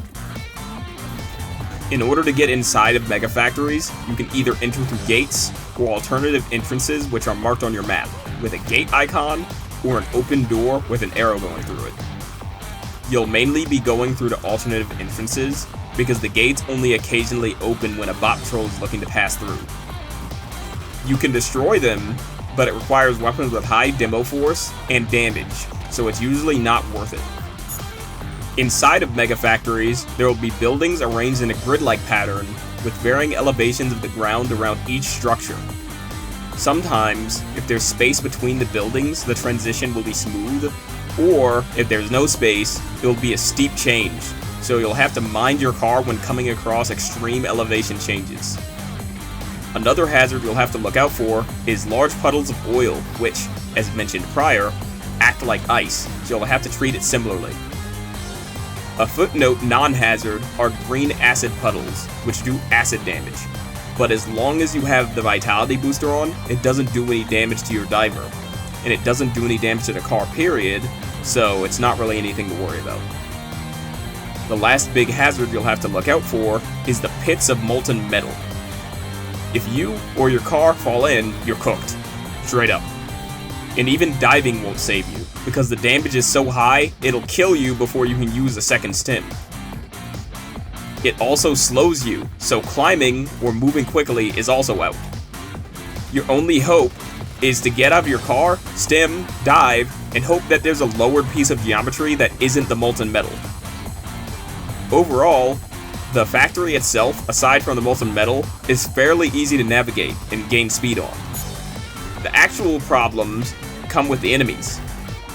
Most objectives and bases either have cannon turrets, AA guns, or both. And since AA guns aren't marked by an objective, there's no telling how many there will be.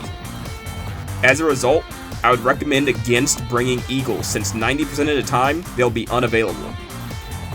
Regular enemies pose a heightened threat as well, because they're numerous in closed spaces, and even in open spaces, if they have knockback, they can launch you into hazards like the molten metal.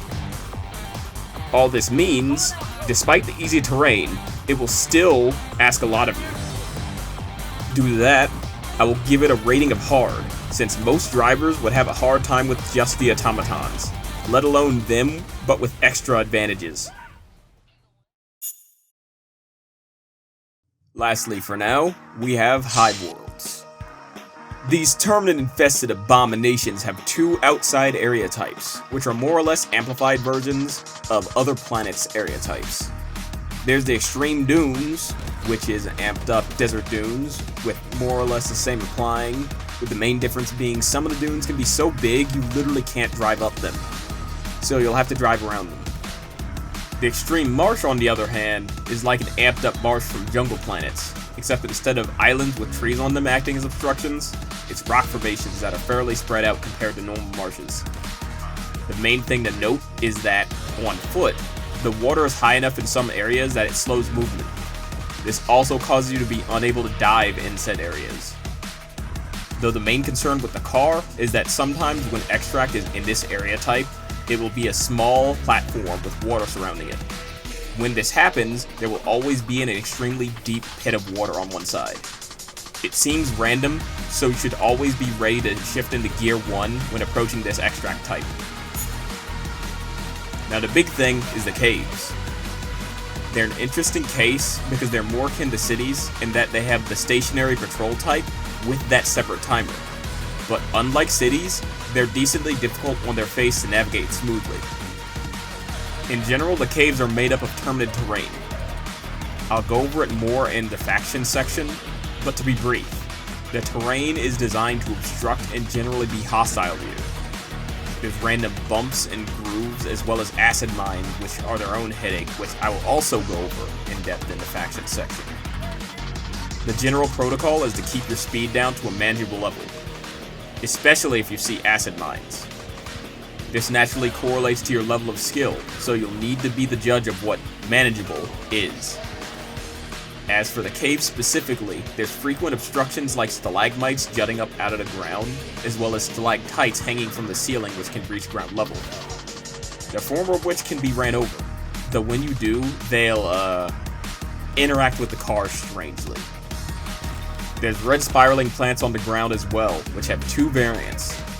The small ones can be run over no problem, but the big ones have two stages. If they're untouched, then when ran into, they'll stop you in your tracks, but afterwards they'll shrink. While they're shrunk, you can run over them again to destroy them. This is also how trees on forest planets operate.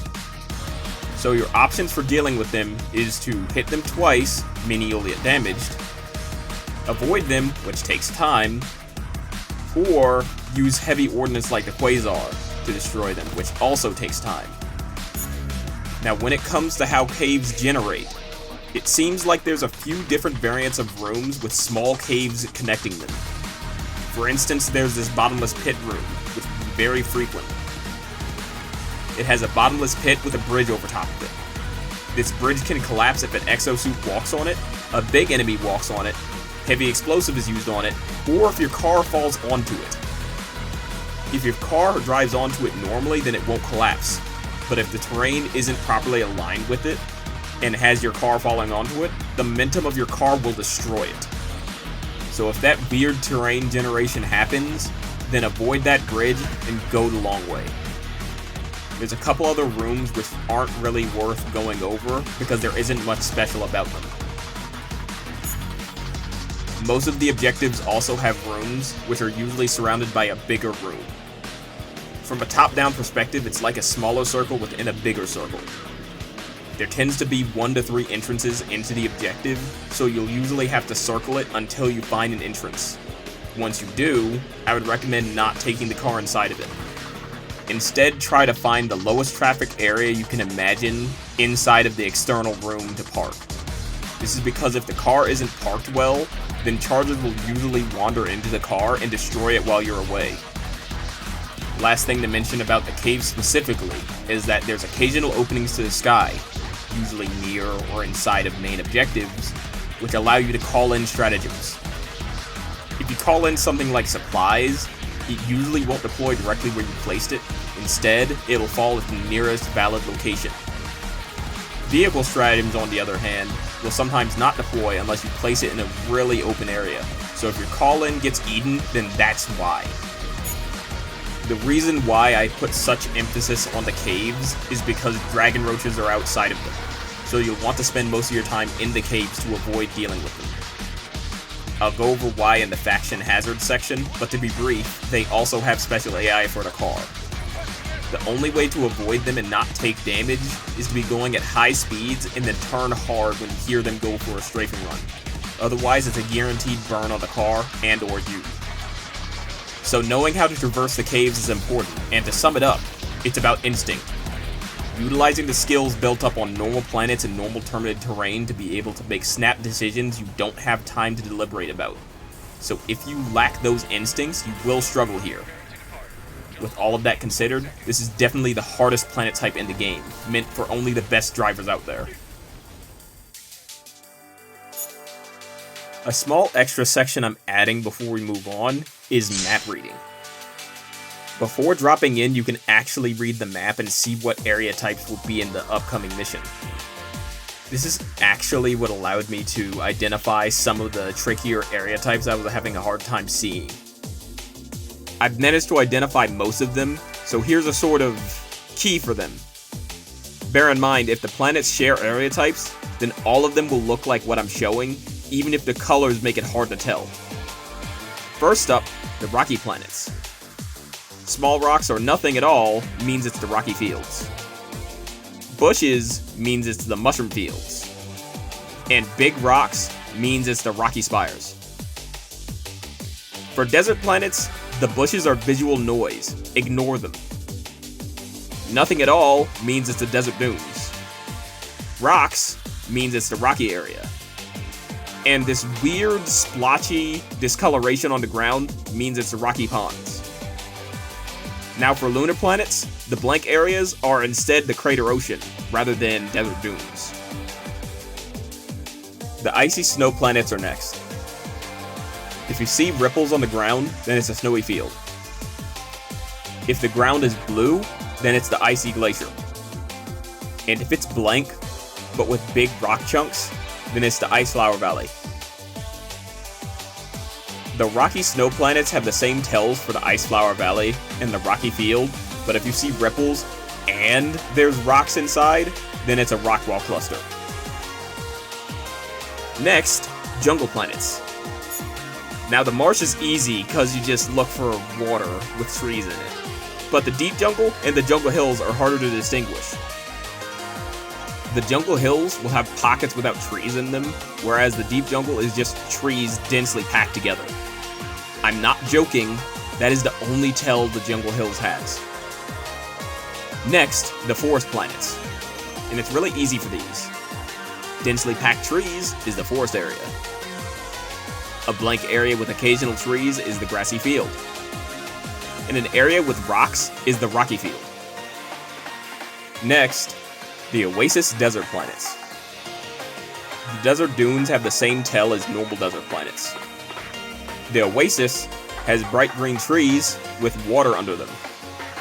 And the mountainous rocky area is marked by pale green trees mixed with rocks. Next, the Grassland planets. The Grassland is indicated by small trees with blank space in between them. The watery forest is a bunch of clustered up trees. And the mountainous forest is trees with rocks mixed in. Next up, the megacities. The square boxes with trees in them are the park, and the tall buildings are downtown. Now I'm sure you've noticed the brown patches with short buildings on some of these.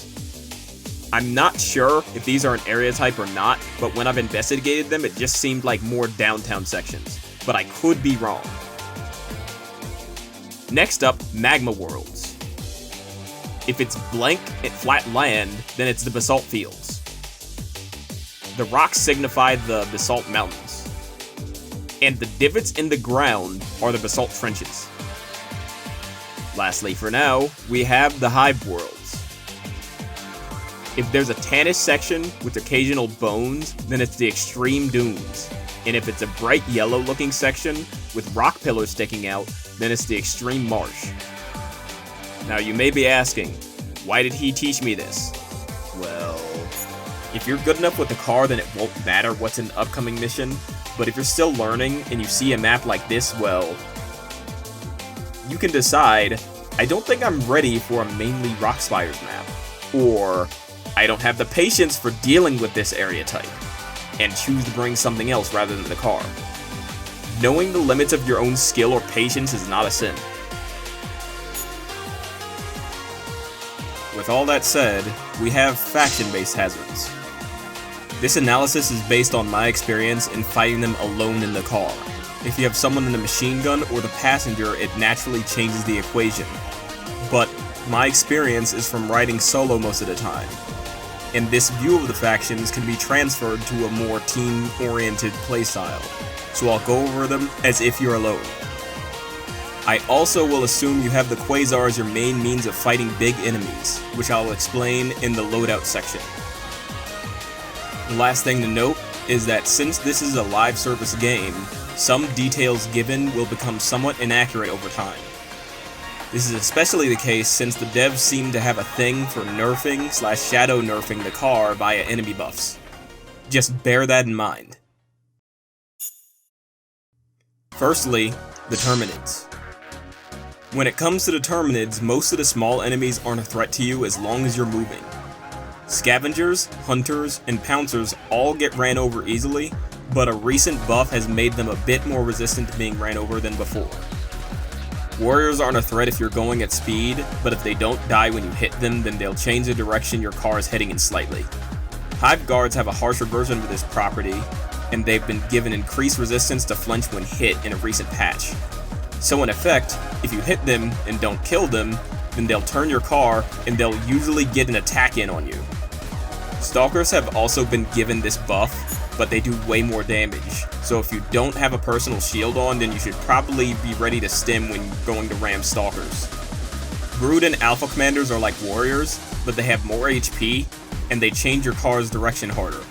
Much the same with Spewers, but they have the flinch resistance buff as well. As a result, it would be wise to just drive past them rather than ram through them. Though Bile Spewer's mortar shots can do massive damage to your car if hit directly, easily popping wheels and sending you flying, so if you see one reeling up the chute, you should avoid its aft end. The good thing is, all of these enemies I just mentioned, aside from Stalkers, have a solid chance when you get into the car when you were on foot before to have a little surprise animation, allowing you to actually get the car moving so they can't mob you. Chargers are where the problems truly begin.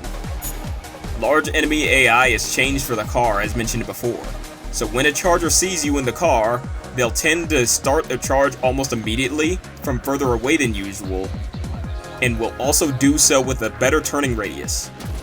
The only things that will make them stop is if they run into something, you cross them up, or you hit them with something with lots of stagger. If their charge does hit the car, then it will likely instantly pop a wheel, unless it hits the broadside of your car. If they do hit you, then try your best to pull away, otherwise they might cancel out the charge into a crushing attack, which will likely one-tap you and do massive damage to the car. If you want to deal with them, then you'll likely want to get some distance so that you can headshot them with the Quasar without risk. The last thing to note about chargers is that when a charger walks up to a parked car, they'll usually get caught on it and begin doing tick damage to it over and over, popping the nearest wheel and destroying the car outright after a few seconds, so you should be mindful where you park. Bile Titans will hard target the car if someone's inside, and will usually ignore your teammates until you break line of sight or the car is vacated. The options with them are either run or take care of them. Their spit and stomp attacks are both extremely deadly to your car, so you should avoid close range if possible. You should get some distance to Quasar them in the head, or bait them into a spit attack, and then get to the side to get the easy headshot. Now, Impalers used to not be an issue, but they changed how their tentacles work. Now they interact with the car's physics, making it so that if a tentacle hits the car square on the top, you will likely explode regardless of HP, most of the time. This took them from a minor inconvenience to a doomsday level threat, which shows up commonly. The good news is, if you keep moving and don't get caught by the tentacles, then they'll either barely graze you or miss entirely. When it comes to eliminating them, you'll either have to get the drop on them and be already waiting with a Quasar at the ready when they deploy their tentacles, or you have to set the car on a long straight section so that you're moving as you're counterattacking. If you can't do either of these, then it may be best just to vacate the area. You can't be suffering a 7-minute cooldown to a commonly appearing enemy. Lastly, for the regular enemies, there are the Shriekers. They used to suicide bomb the car, but they changed how they work recently. They now no longer can be run over by the car.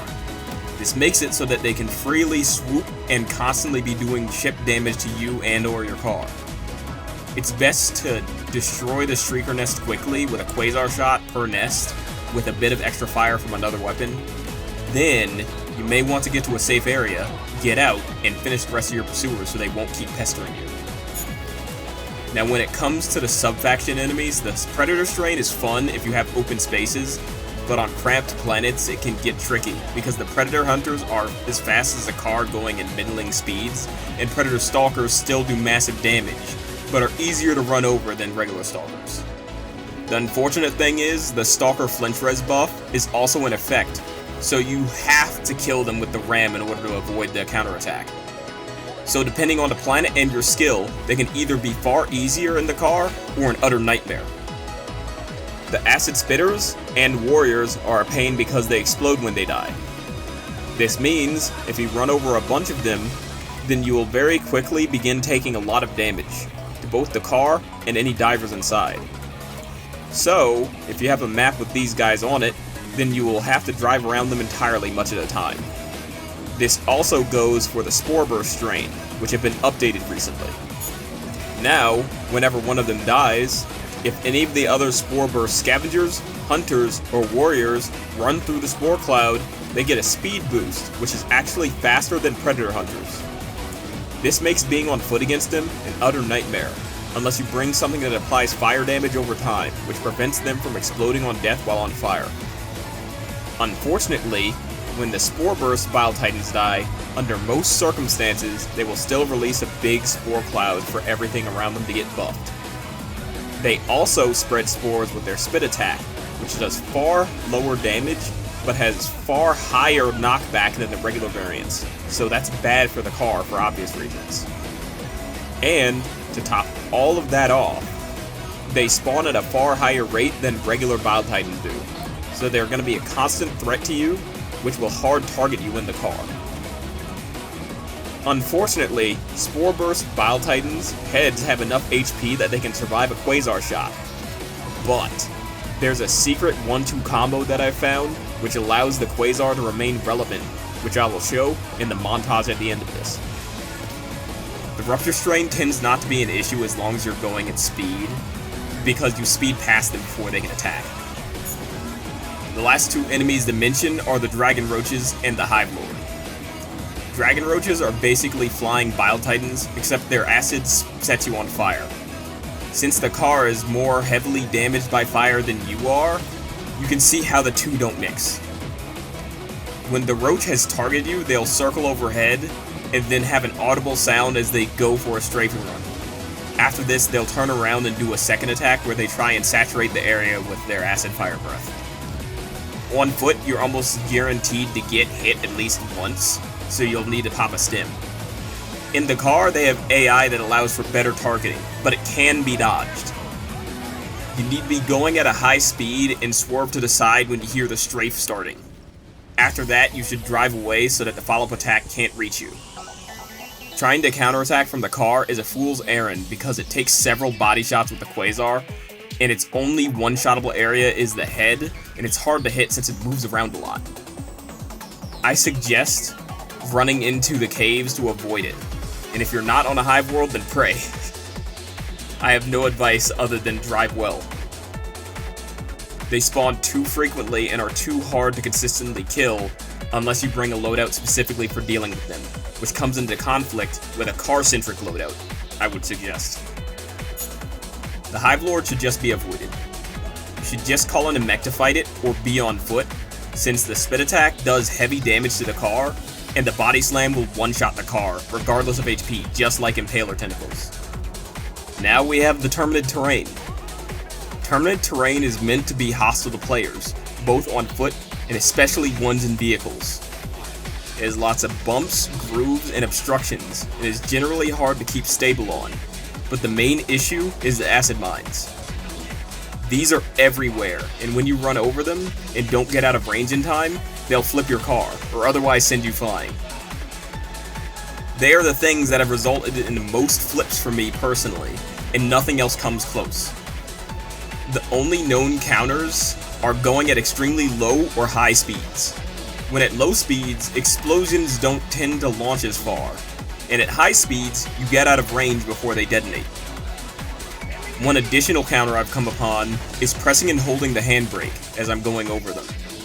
It seems like it slows you down enough so that the explosions almost never flip you. Just bear in mind, if 2 or more mines blow up at the exact same time, then they'll likely flip you through either slow speed method. This means, whenever you drop on Terminid planets, you have to be watching out for this terrain with these mines inside of them. This is especially the case with cities. The cities for the Terminids are far more hostile with bits and pieces of bug terrain, including acid mines. You'll have to apply some of the knowledge from regular Terminid terrain to a city environment to operate here. Lastly, a hazard I couldn't find anywhere else to mention is bug breaches. Do not be on or near a bug breach when it's called in, because every time it spawns enemies, it creates a shockwave that will launch your car. Not much else to it, just stay away from them. Initially, I was going to say clearing a Mega Nest solo is the best test of your navigational ability, but since Hive worlds now exist, that honor now shifts to them. In general, simply being able to keep your cars alive on Hive worlds is a feat in and of itself. But being able to reliably navigate the caves proves that you're probably a master at most of the general principles relating to the car. So if you're a driver and wish to test your navigational abilities, take it into the caves on a Hive world. And if you can reliably keep the car and yourself alive, then you're in the top percentile of drivers in that respect. Next, the Automatons. With the Automatons, you have to bear this in mind. Whenever you get into the car, Automatons as far as 100 plus meters out with line of sight will tend to get aggroed and open fire. They'll usually keep firing until you break line of sight or get over 200 meters away. So you need to get in, do your damage, and get out, because your car will steadily be taking chip damage from all the small enemies shooting at you. Also in a recent patch, the Automatons have been given an accuracy buff. Lovely! Anyways, now for the individual enemies. All of the small enemies are easily ran over and dealt with promptly. Regular Striders also can easily be ran over when going at speed, so there's not much to say about them. Devastators are far more resilient and will massively slow down your car on contact. Running over them isn't recommended. Avoid them if possible. Rocket Troopers, Rocket Devastators, and Bruiser Hulk specifically are a special threat since rockets will send you flying, and they've been given a buff to their damage on vehicles recently. Try not to engage directly with enemies who shoot rockets. Hulks of the flame variety are only a threat if you let them catch up to you, so don't let that happen. But I will note, sometimes if your car is near a Hulk of any variety, they might go out of their way to melee it to death, even if you haven't been in it. Another thing to note is that in a recent patch, they made it so that if you run into live Hulks, you may get caught on them and be unable to move. I have no clue why they did this, but you should be aware. Hulks will get one shot anywhere on the main body with the Quasar, so if you need to fight them, then aim center mass with the Quasar to deal with them. Gunships also have rockets, and have been given a massive accuracy buff in a recent patch, so they should be shot down as soon as possible. Quasar one-shots them as long as you land a hit. Now the problems begin to mount when it comes to the tanks. Tanks of the Annihilator and Shredder varieties used to lazily sweep back and forth at you while firing, hoping to hit you. Now, they will properly lock on to target once they've turned in your direction. As a result, their lethality in and out of the car is far higher than before. Barrage tanks shoot rockets that launch you hard and will usually insta-kill the car on direct hit. For all variety of tanks, they have the charger tick damage thing on parked cars, so you'll need to mind where you park. You should either destroy them or run. The Quasar can destroy the Annihilator or Shredder tanks in one shot to their heat sinks, and the Barrage tanks only take one shot to their rocket rack from any angle to destroy them. The other one-shottable spot on them is the back of the tank's main body. Reinforced Striders have changed AI while you're in the car. If you come vaguely close to them, they'll immediately prime a rocket, and they'll try and predict you with their shots. And if you get hit, you'll get launched. Anyone who's hanging out at the side of the car will get sent flying, and if you stay within range, they'll prime another rocket far faster than normal. So it's not advised to have extended engagements in the car with them. This is even more so with cannon turrets. These stationary monstrosities can hit you with pinpoint precision while you're going 80 plus kmh going parallel to them if they feel like it.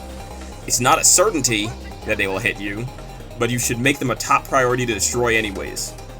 They two-shot you, and even if you get hit and survive, you'll likely be sent flying and may die on impact. They have the same weak spot as Annihilator tanks, so you'll need to get behind them to one-shot them. Destroy them immediately, because they'll likely destroy you if you don't. This goes double for Factory Strider top turrets. These function like cannon turrets, but shoot in bursts of 3. One time, I had one shoot under me, launch me in the air, then shoot me out of the air like skeet.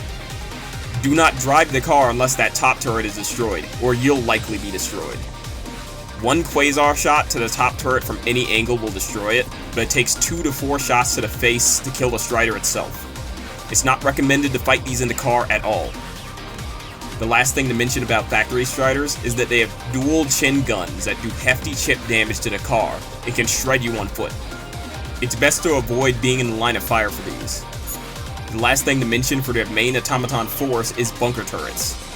They have the same AI as cannon turrets and are just as accurate. If their shots hit, it does less damage than cannon turrets, but they shoot in bursts of 3, which do knockback akin to a rocket hitting the car. One shot from the Quasar kills them regardless of where you hit, so you should either destroy them ASAP or run away and shoot them from safety. To add on to bunker turrets, there are the War Striders. They have a grenade barrage, which has a tendency to wreck parked cars, but the main threat is the 2 bunker turrets on their sides that shoot in salvos of 4. They also benefit from the AI change when you're in the car, so you should either destroy them or run away. One Quasar shot to the crotch or legs will destroy them. A recent change to them, though, is that, much like Hulks, you can get stuck on them if you run into them, so avoid close quarters if possible. One last tip for War Striders is that when they do the grenade barrage, they lock their legs in place, so they can't turn around. You can use this to cross them up and have a free window of counterattack without fear of reprisal. The last thing to mention for the faction generally is the mines. They do heavy damage and will likely either pop a tire or one-shot you, usually both. They appear around automaton bases and certain side objectives. Automaton cities are also littered with these mines, usually around broken wall entrances and objectives inside the city. Just avoid or shoot the big obvious mines. Now with the automaton sub-factions, the Incendiary Corps specializes in fire, which does heavy damage to the car, so they aren't advised to have the car against. Their main threats are if the small guys explode on the car, which will set you on fire, and their Hulks that shoot explosive napalm shots. Those shots do more damage to your car than you can realize, and they will try to predict shot you, with great accuracy. Don't get into extended engagements with them. The Jet Brigade can keep up with your car just like Predator Hunters.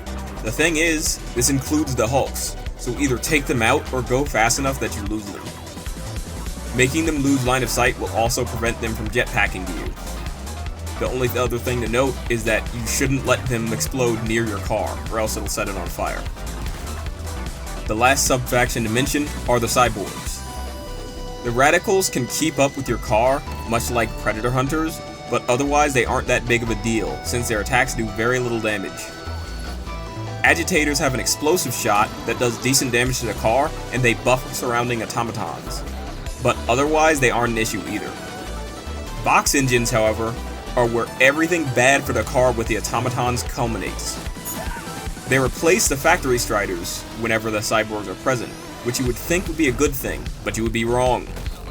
They have dual bunker turrets on their sides, which shoot in salvos of 6 with their direct burst attack, which is near pinpoint accurate, or a salvo of 12 to 30 with a sweeping burst attack. Now in a recent patch, they increased the spread on their shots, so you'd think they'd be less accurate, right? Well, on foot they miss a lot more, but in the car, well, as you can see, this isn't the case. Anyways, they also have a rocket bombardment, which does heavy damage. And to round it off, they have machine guns on their sides, which are like slightly nerfed Factory Strider chin turrets, which do just over half damage. The only option with Vox engines in the car is to run.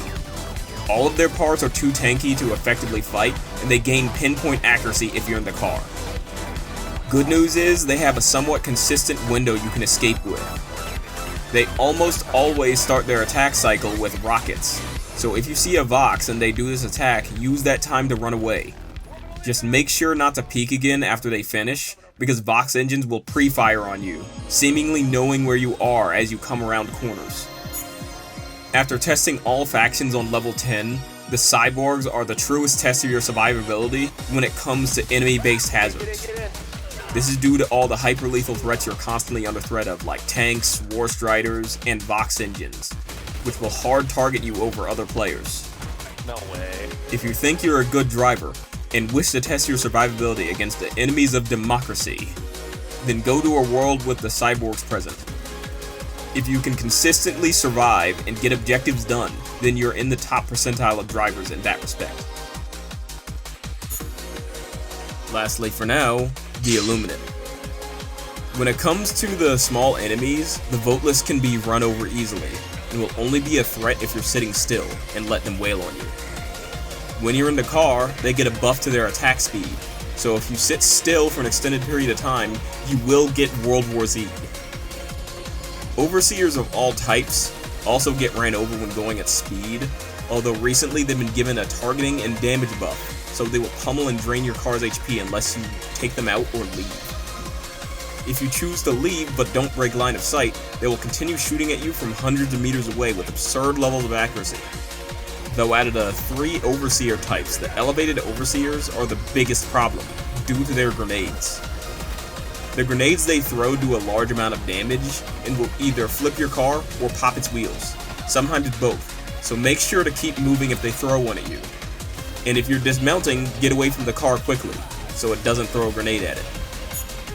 As for Watchers, you can't run over them, but they're a low-level threat all things considered. As long as you're leaving the area, it's okay if they call reinforcements, because if you get far enough away, the reinforcements will either do nothing, or despawn. And if you're arriving at an area, then just shoot the Watcher. Just be sure to avoid them when they die, because they explode when they hit the ground, and do heavy damage in a small radius. Flesh mobs are the beginnings of the real troubles for your car. You aren't able to run over them, and they have a special mechanic when it comes to the car. If you're near them, and they aren't in the middle of a charge, then they'll do a flip attack, and try and flip your car. This flip doesn't do damage, but it acts like an explosion with how it affects your car, so if you're going faster, you get farther away from the center of the explosion, and it'll be less effective. But if you're going slow, unlike acid mines, it will almost guaranteed flip you. But don't panic. If a flesh mob is still nearby, and you just sit in the car, depending on the situation, use your judgment, it will walk over and flip you back onto your wheels. If it does this, then speed away. Don't even play. This is meant to slow you down for other enemies to end you, not be the end for you in itself. As mentioned earlier, they also have a charge attack, which is near infinite when you're in the car, just like chargers. The thing is, their turning radius is so tight you almost cannot juke them. So, if there's no obstacles for them to run into, then you're going to need to have an option that can stagger them out of their charge, which the Quasar does nicely.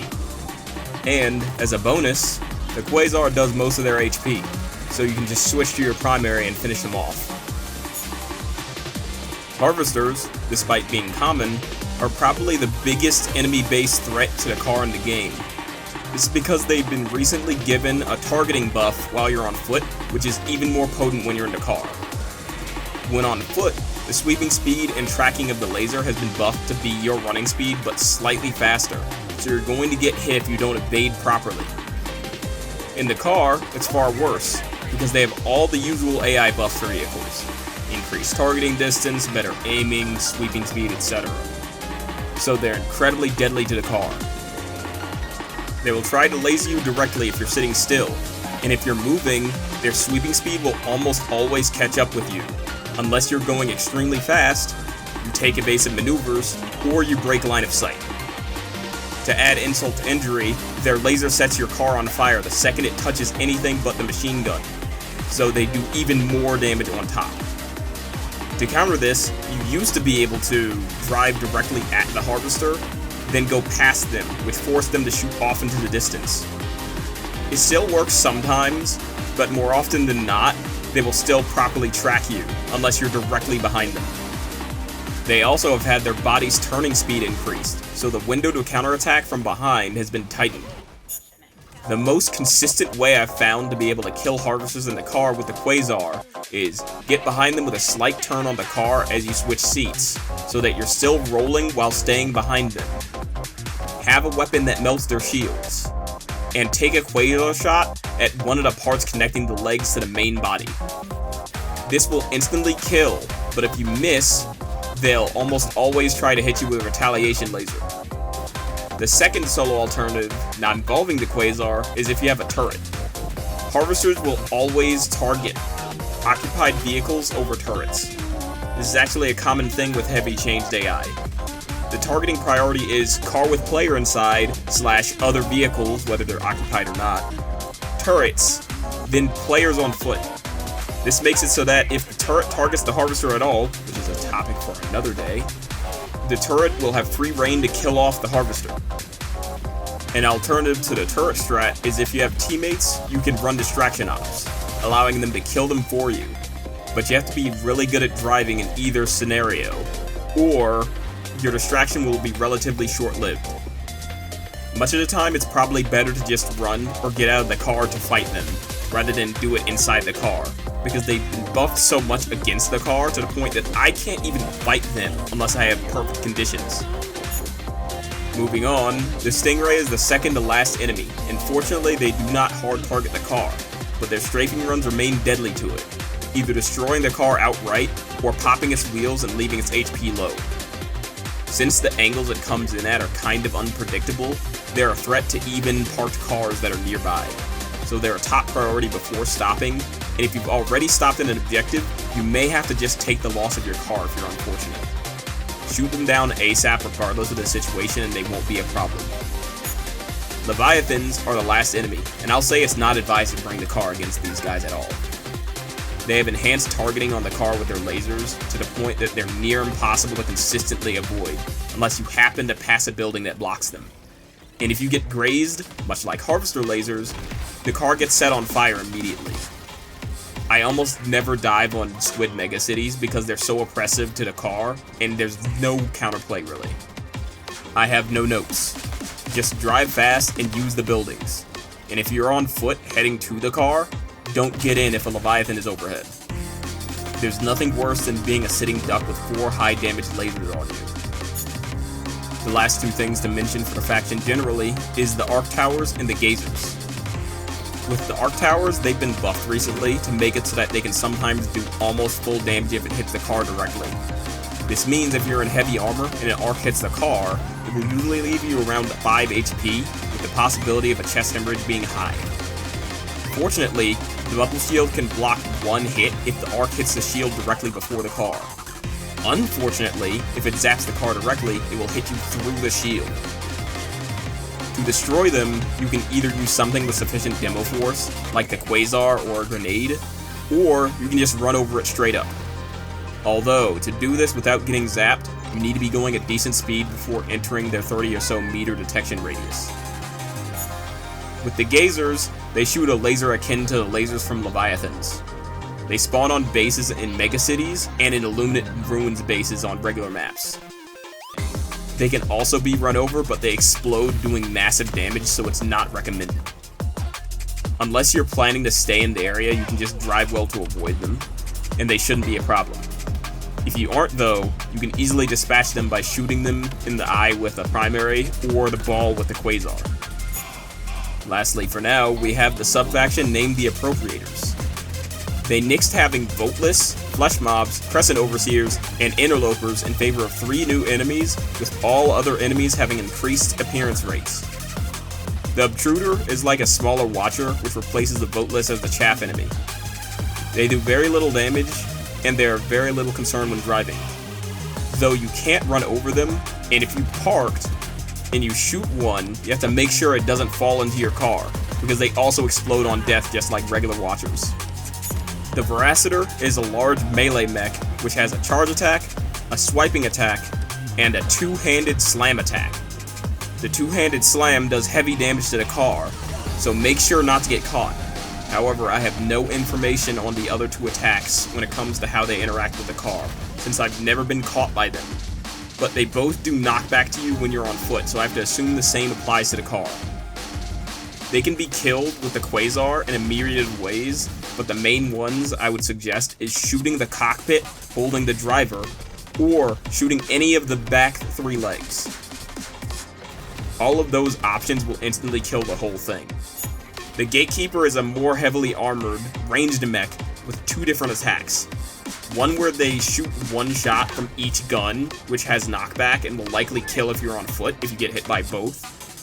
The other attack is a rapid-fire barrage that they will unleash, doing heavy damage if you're caught in it. The good thing is, they don't have pinpoint accuracy on the car, so driving well should allow you to avoid its attacks. It also has a myriad of Quasar one-shots, but the same ones from the other mech apply. Just bear in mind, certain parts of the legs are armored, making it so that it would take 2 separate shots to take down. Aim for the joints between the armor or the feet, and it will still down them in one shot. For the Illuminate, there's one major challenge for the car: outdriving the laser of and counterattacking harvesters. It's exceedingly hard and sometimes not really rewarding, but if you seek a challenge like with the other factions, it is you counterattacking the harvesters. So if you're up to the task, and can manage to semi-consistently outmaneuver and down harvesters in the car, then you're definitely in the top percentile of drivers when it comes to combat from the car. To round out this section, I'll talk briefly about the biggest threat to your car: your teammates. Most of our arsenal will either one-shot or heavily weaken the car, whether it be stratagem or weapon, so you need to be careful with who you let into your car or generally exist around. Lord knows the amount of times I've let a rando in, and they decide it's a smart idea to shoot an ultimatum out of the car, when it's almost always a bad idea. Just use your judgment. And if someone does something that's a no-no for you, then don't allow them in or near your car, because you're liable to lose it in a preventable way. Remember, you're the one who will have to wait out the cooldown for another car, not them.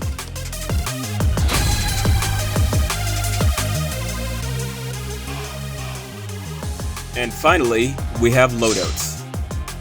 When it comes to making loadouts for the car, I have a philosophy, which is that it should be able to operate both in and outside of the car. You don't need to share this philosophy when making your own loadout, but this is how I make all of my loadouts. So with that in mind, I will firstly go over what you would want in certain aspects of your loadout as the driver, what you would want as the passenger for team play, and then go over a few of my loadouts to give you examples to build from, or loadouts to copy if you just want something that works. At least for me. Firstly, let's start with your primary, secondary, and grenade. When it comes to weapons, if you plan on fighting from the car, you'll want at least one AoE option, so you can do a large amount of damage in a singular hit on crowds, and so that you don't have to be extremely precise. This means your choices are between the 1-2 punch, the Eruptor, the Exploding Crossbow, the Plas Punisher, the Purifier, the Loyalist, the Grenade Pistol, or the Ultimatum. But if you think back to the vehicle flipping section, you'll want to have a lower damage vehicle flipping option, so that you don't wreck your car trying to flip it back on its wheels. This means you'll probably want to have the Loyalist for any of the higher damage primary options, or if you choose anything else, and you'll want to have the Plas Punisher for any of the non-Loyalist secondary options you choose, so that you can always flip your car. Since having the Loyalist grants the most flexibility, I would say that you would have the Loyalist in your second slot. To zero in on the Loyalist more, I think people aren't thinking about it correctly when they think of it as a downgraded Purifier. Instead, I prefer to think of it as a side grade to the Plas Punisher. It has the same explosion damage, and with the fire rate buff, it has a similar fire rate. It just trades the proximity detonation and ammo for longer range, one-handed usability, and actual projectile damage so that it can headshot things like Devastators. Unironically, I believe it's as strong as some primaries, with the main trade-off being half the ammo that the Plas Punisher has. Anyways, if you have the Loyalist as your secondary, then your primary can honestly be anything you'd like. The rest of the build will be so solid that anything can slot in easily. Same thing with the grenades. But personally, I take the Thermites for the bugs and bots, with gas being for squids. And finally, the armor doesn't matter too much, so it's up to you. When it comes to stratagems, it's far more restrictive. You'll obviously have the car equipped, so you'll have 3 slots left. For your support weapon, there's a few traits that you'll want to have. You'll want something that does not need a backpack, does all of its damage at once, is anti-tank, and does not need to be reloaded. In short, it's the Quasar. Why is that, you may ask? Well, if you have a backpack support weapon, then you cut yourself off from having any other backpack, and there's a specific backpack that is bar none the most useful one for the car. You need it to do all of its damage at once, because if you're going to be switching seats, then you need to make it count. This also rolls into the anti-tank side of it, because the big enemies will be the ones who will hard target you, and usually are the biggest threats to you. So you need to be able to deal with them quickly. And with the reloading thing, it's obvious. For other options like the recoilless, you have to buy 3 seconds to get that reload off, which is harder to do rather than buying 3 seconds to charge up and fire, because you A, are aiming and getting your bearings as you charge up, and B, you have to do those 2 things anyways with the recoilless. So why not have the aiming time also be part of the 3 seconds you need to buy to fire anyways? So yeah, Quasar is unfortunately king. It has too much going for it, with the only downsides being heat affecting it, and potentially being shot and flinched before you can fire. But this naturally leads into your backpack, which only has one requirement I use. It must be able to be used both in and outside of the car. Only one backpack can do that. The shield backpack. Think about it. It's a 200 HP, regenerating shield that protects both you and a substantial amount of the car. And it's even active if you get out of the car, so it's always getting value. Whereas every other backpack needs you to be on foot in order to get value at all. So, for a car-centric loadout, the shield and Quasar are best. Your last stratagem should be offensive, but which specific one is up to you. I prefer the 500 kg because it can destroy bases, wipe crowds, and down/weaken heavies, all without needing to be extremely precise. It's also the obvious choice for drive-bys. So this is the skeleton of a base loadout. Loyalist, Quasar, Shield Pack, 500 kg, FRV, with everything else being up to you. It allows for you to have at least one option in every situation, even if it's not the strongest. And it can very easily work on foot if you lose the car. Now when it comes to passengers, it's really up to what you feel you need more of. Since you're not the one driving, you don't have to buy time to shoot or reload. So, what you should focus on is a niche that the driver didn't spec hard into. The base driver's loadout has a tank killer, but it requires 3 seconds to charge up, so the recoilless can do nicely. It also lacks easy enemy spawner clearing, aside from the 500 kg, and the Quasar, which can pull double duty for destroying spawners. So you can run the grenade launcher or autocannon instead, depending on the faction. You also might want to run more protection. If you're inside the car and an enemy melees, as long as you're either behind or beside someone with a shield, it will protect you. This includes if you have a shield as well. So it'll make it so that if the driver's shield is out, your shield will start protecting them instead. Every shield in the car adds an additional 200 HP, so shields are always good to have. In short, if you need more of something because you're struggling with that, then have the passenger bring it. Need more survivability? Then bring a shield pack, or a backup car as insurance. Need more elite killers? Then bring the recoilless. Need more base clearing stuff? Then bring another 500 kg and other things that clear those specific spawners fastest. With all of that said, here are a few of my loadouts. My personal choices to fill in the holes for the generalized loadout from the prior section is Democracy Protects Armor, because it basically gives you a 25% chance to live the car exploding with you in it. And since the armor hardly matters anyways, why not have a chance to live what you shouldn't? The Plas Punisher for bots and bugs, with the Trident being for the squids. The reason I double up with the explosive weapons on bots and bugs is because it's like having 2 different primaries, with one being more versatile, with less ammo, and the other one being easier to use. And if you think, what if the enemies get too close? Well, you can survive a point-blank explosion from either weapon if you're wearing medium armor or above, with full HP. And also, you can simply shoot the ground beside an enemy to hit them while not hitting yourself. And since both weapons have heavy stagger, it gives you more than enough time to back up and fire directly at them on follow-up attacks. So basically you have two primaries that allow for not one, but multiple extended on-foot engagements with a Quasar for heavies. The reason I use the Trident for the Illuminate is because it pops Harvester shields quickly, doesn't need to be reloaded, and can kill Watchers somewhat consistently with very little effort. I already told you the grenades, and the last stratagem slot being 500. So that's my loadout that I almost always drop with, since it's basically the ultimate all-rounder loadout that always has at least one option for every situation. A sister loadout for it is the Bubble Car, which is specifically for the Cyborgs, the Incendiary Core, and Squid Megacities, where I bring bubble grenades, the big bubble shield in place of the 500 kg, and heavy engineering kit armor. This specs far more into protection while being on foot, which these factions ask more of. A far more off-the-wall loadout is the turret car. Before the car came out, I basically mastered the triple turret loadout on foot, and after mastering the car, I combined them, and it unironically works. You have to have a solid understanding of how to place turrets and how to drive around them, but once you do, you will almost always get the top of the leaderboard for kills, with few or no deaths being sustained yourself. The cost is, you forego a support weapon, backpack, and an offensive stratagem.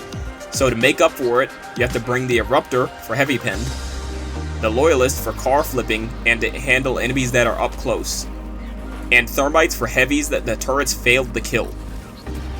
And I round it off with the Bulwark armor, so I have increased explosion resistance and general higher damage resistance.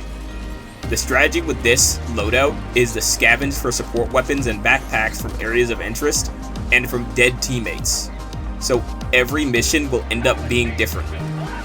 The beauty with this loadout as well is that whenever you lose your car, your power level doesn't decrease since most of it lies in the turrets. You're just slower until the car comes back. Oh yeah, and I will probably make a dedicated turret loadout guide in the future, since this section only talks about doing it and not how to. The second to last loadout that I regularly use is a modified Bullets car loadout. This is specifically for the Appropriators, because the sheer number of mechs makes the Quasar not as viable as other options. For this one, I change almost everything up.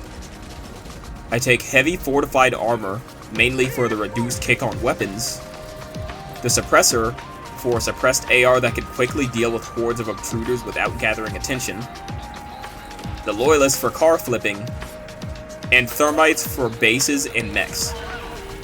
For stratagems, I take the Bullet Guard Dog since you'll be on foot a lot more in this, and it shreds almost every enemy in this faction. The Heavy Machine Gun, because shooting the outside of cockpit of the mechs quickly kills them, and it can still kill Harvesters. The FRV, and the Machine Gun Emplacement, because it basically doubles down on killing stuff quickly. The standard loadout really struggles on these guys, hence the massive departure from the norm. The last loadout isn't mine. It's one from someone I met a while back called the Democracy Drifter. He has an entirely different philosophy when it comes to the FRV. He brings all offensive stratagems like 500 kg, the 120 orbital barrage, and the orbital napalm. If my standard loadout is like a sword, a shield, and a bow, so you always have something for the situation, his is like a sledgehammer made for battle. When your only option is a hammer, every problem looks like a nail, so you hammer it down. So what you lack in precision, you always make up for in firepower, as long as your stratagems aren't blocked. I've also found this works best on bots and bugs, with it struggling on squid since there's not many targets of interest. It's not exactly my cup of tea, but it undeniably works. But it definitely requires a higher amount of reckless abandon and willingness to die, which is why I'm not about it. As you can see, most of these builds departed far from the initial rules I set in the default build, so try to be creative and see what works for you. Being seemingly optimal is not a requirement for being effective.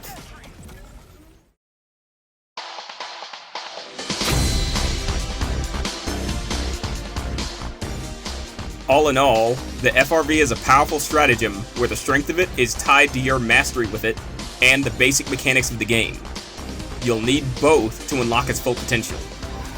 I can understand if this is a lot, and thank you for sticking it out with me, but I really wanted to impart as much knowledge as possible that I've gotten over time to streamline the learning process for others. Now with all that said, if you think I did a good job on this mega project, then make sure to like, comment, share, subscribe, and please, enjoy the montage. Woo! I'm done!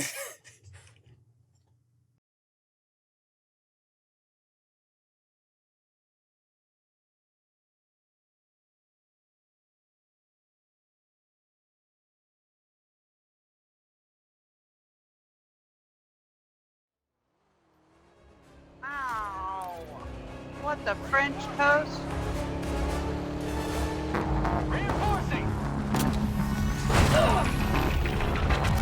Loadout post destroyed.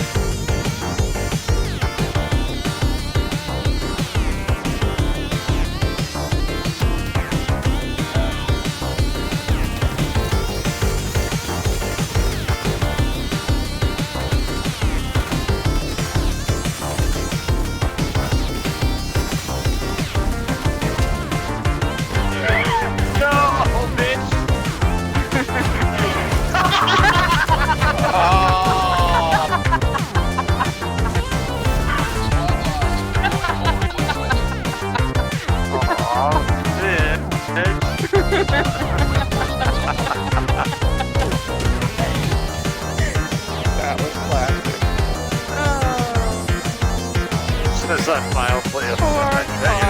That is man. So just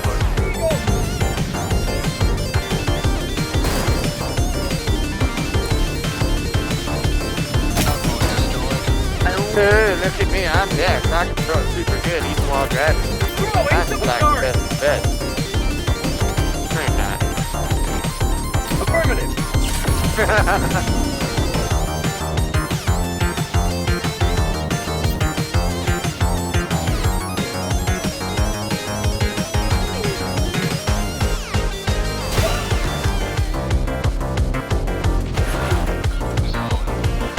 We're gonna make it to the shuttle. We're gonna make it. We have a mark. Yeah, we got it. Outside.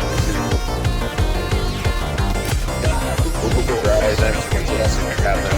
Get it. Yeah, go. Get in.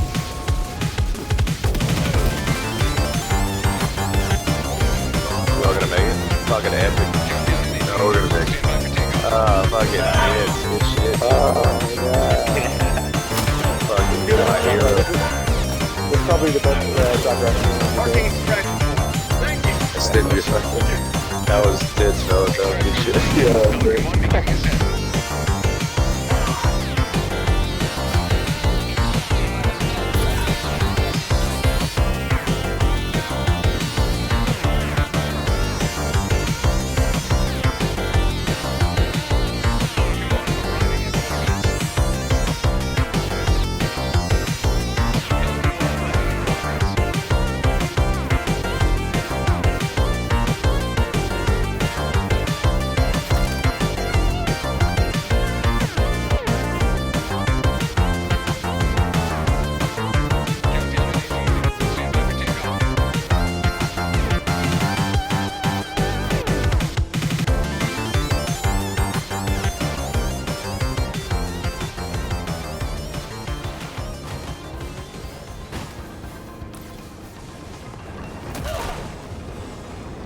Extraction complete. Pelican 1 beginning ascent.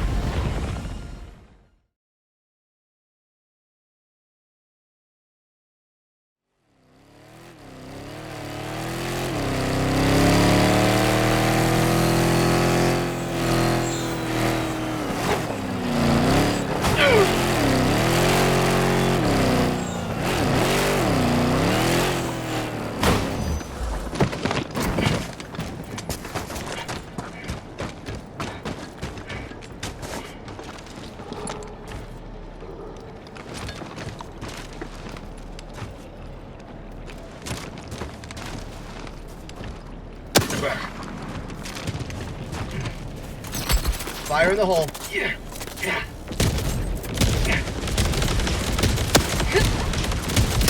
Fire in the hole.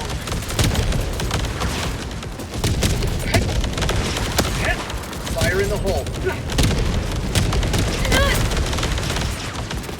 Nothing in the chamber. Fire in the hole.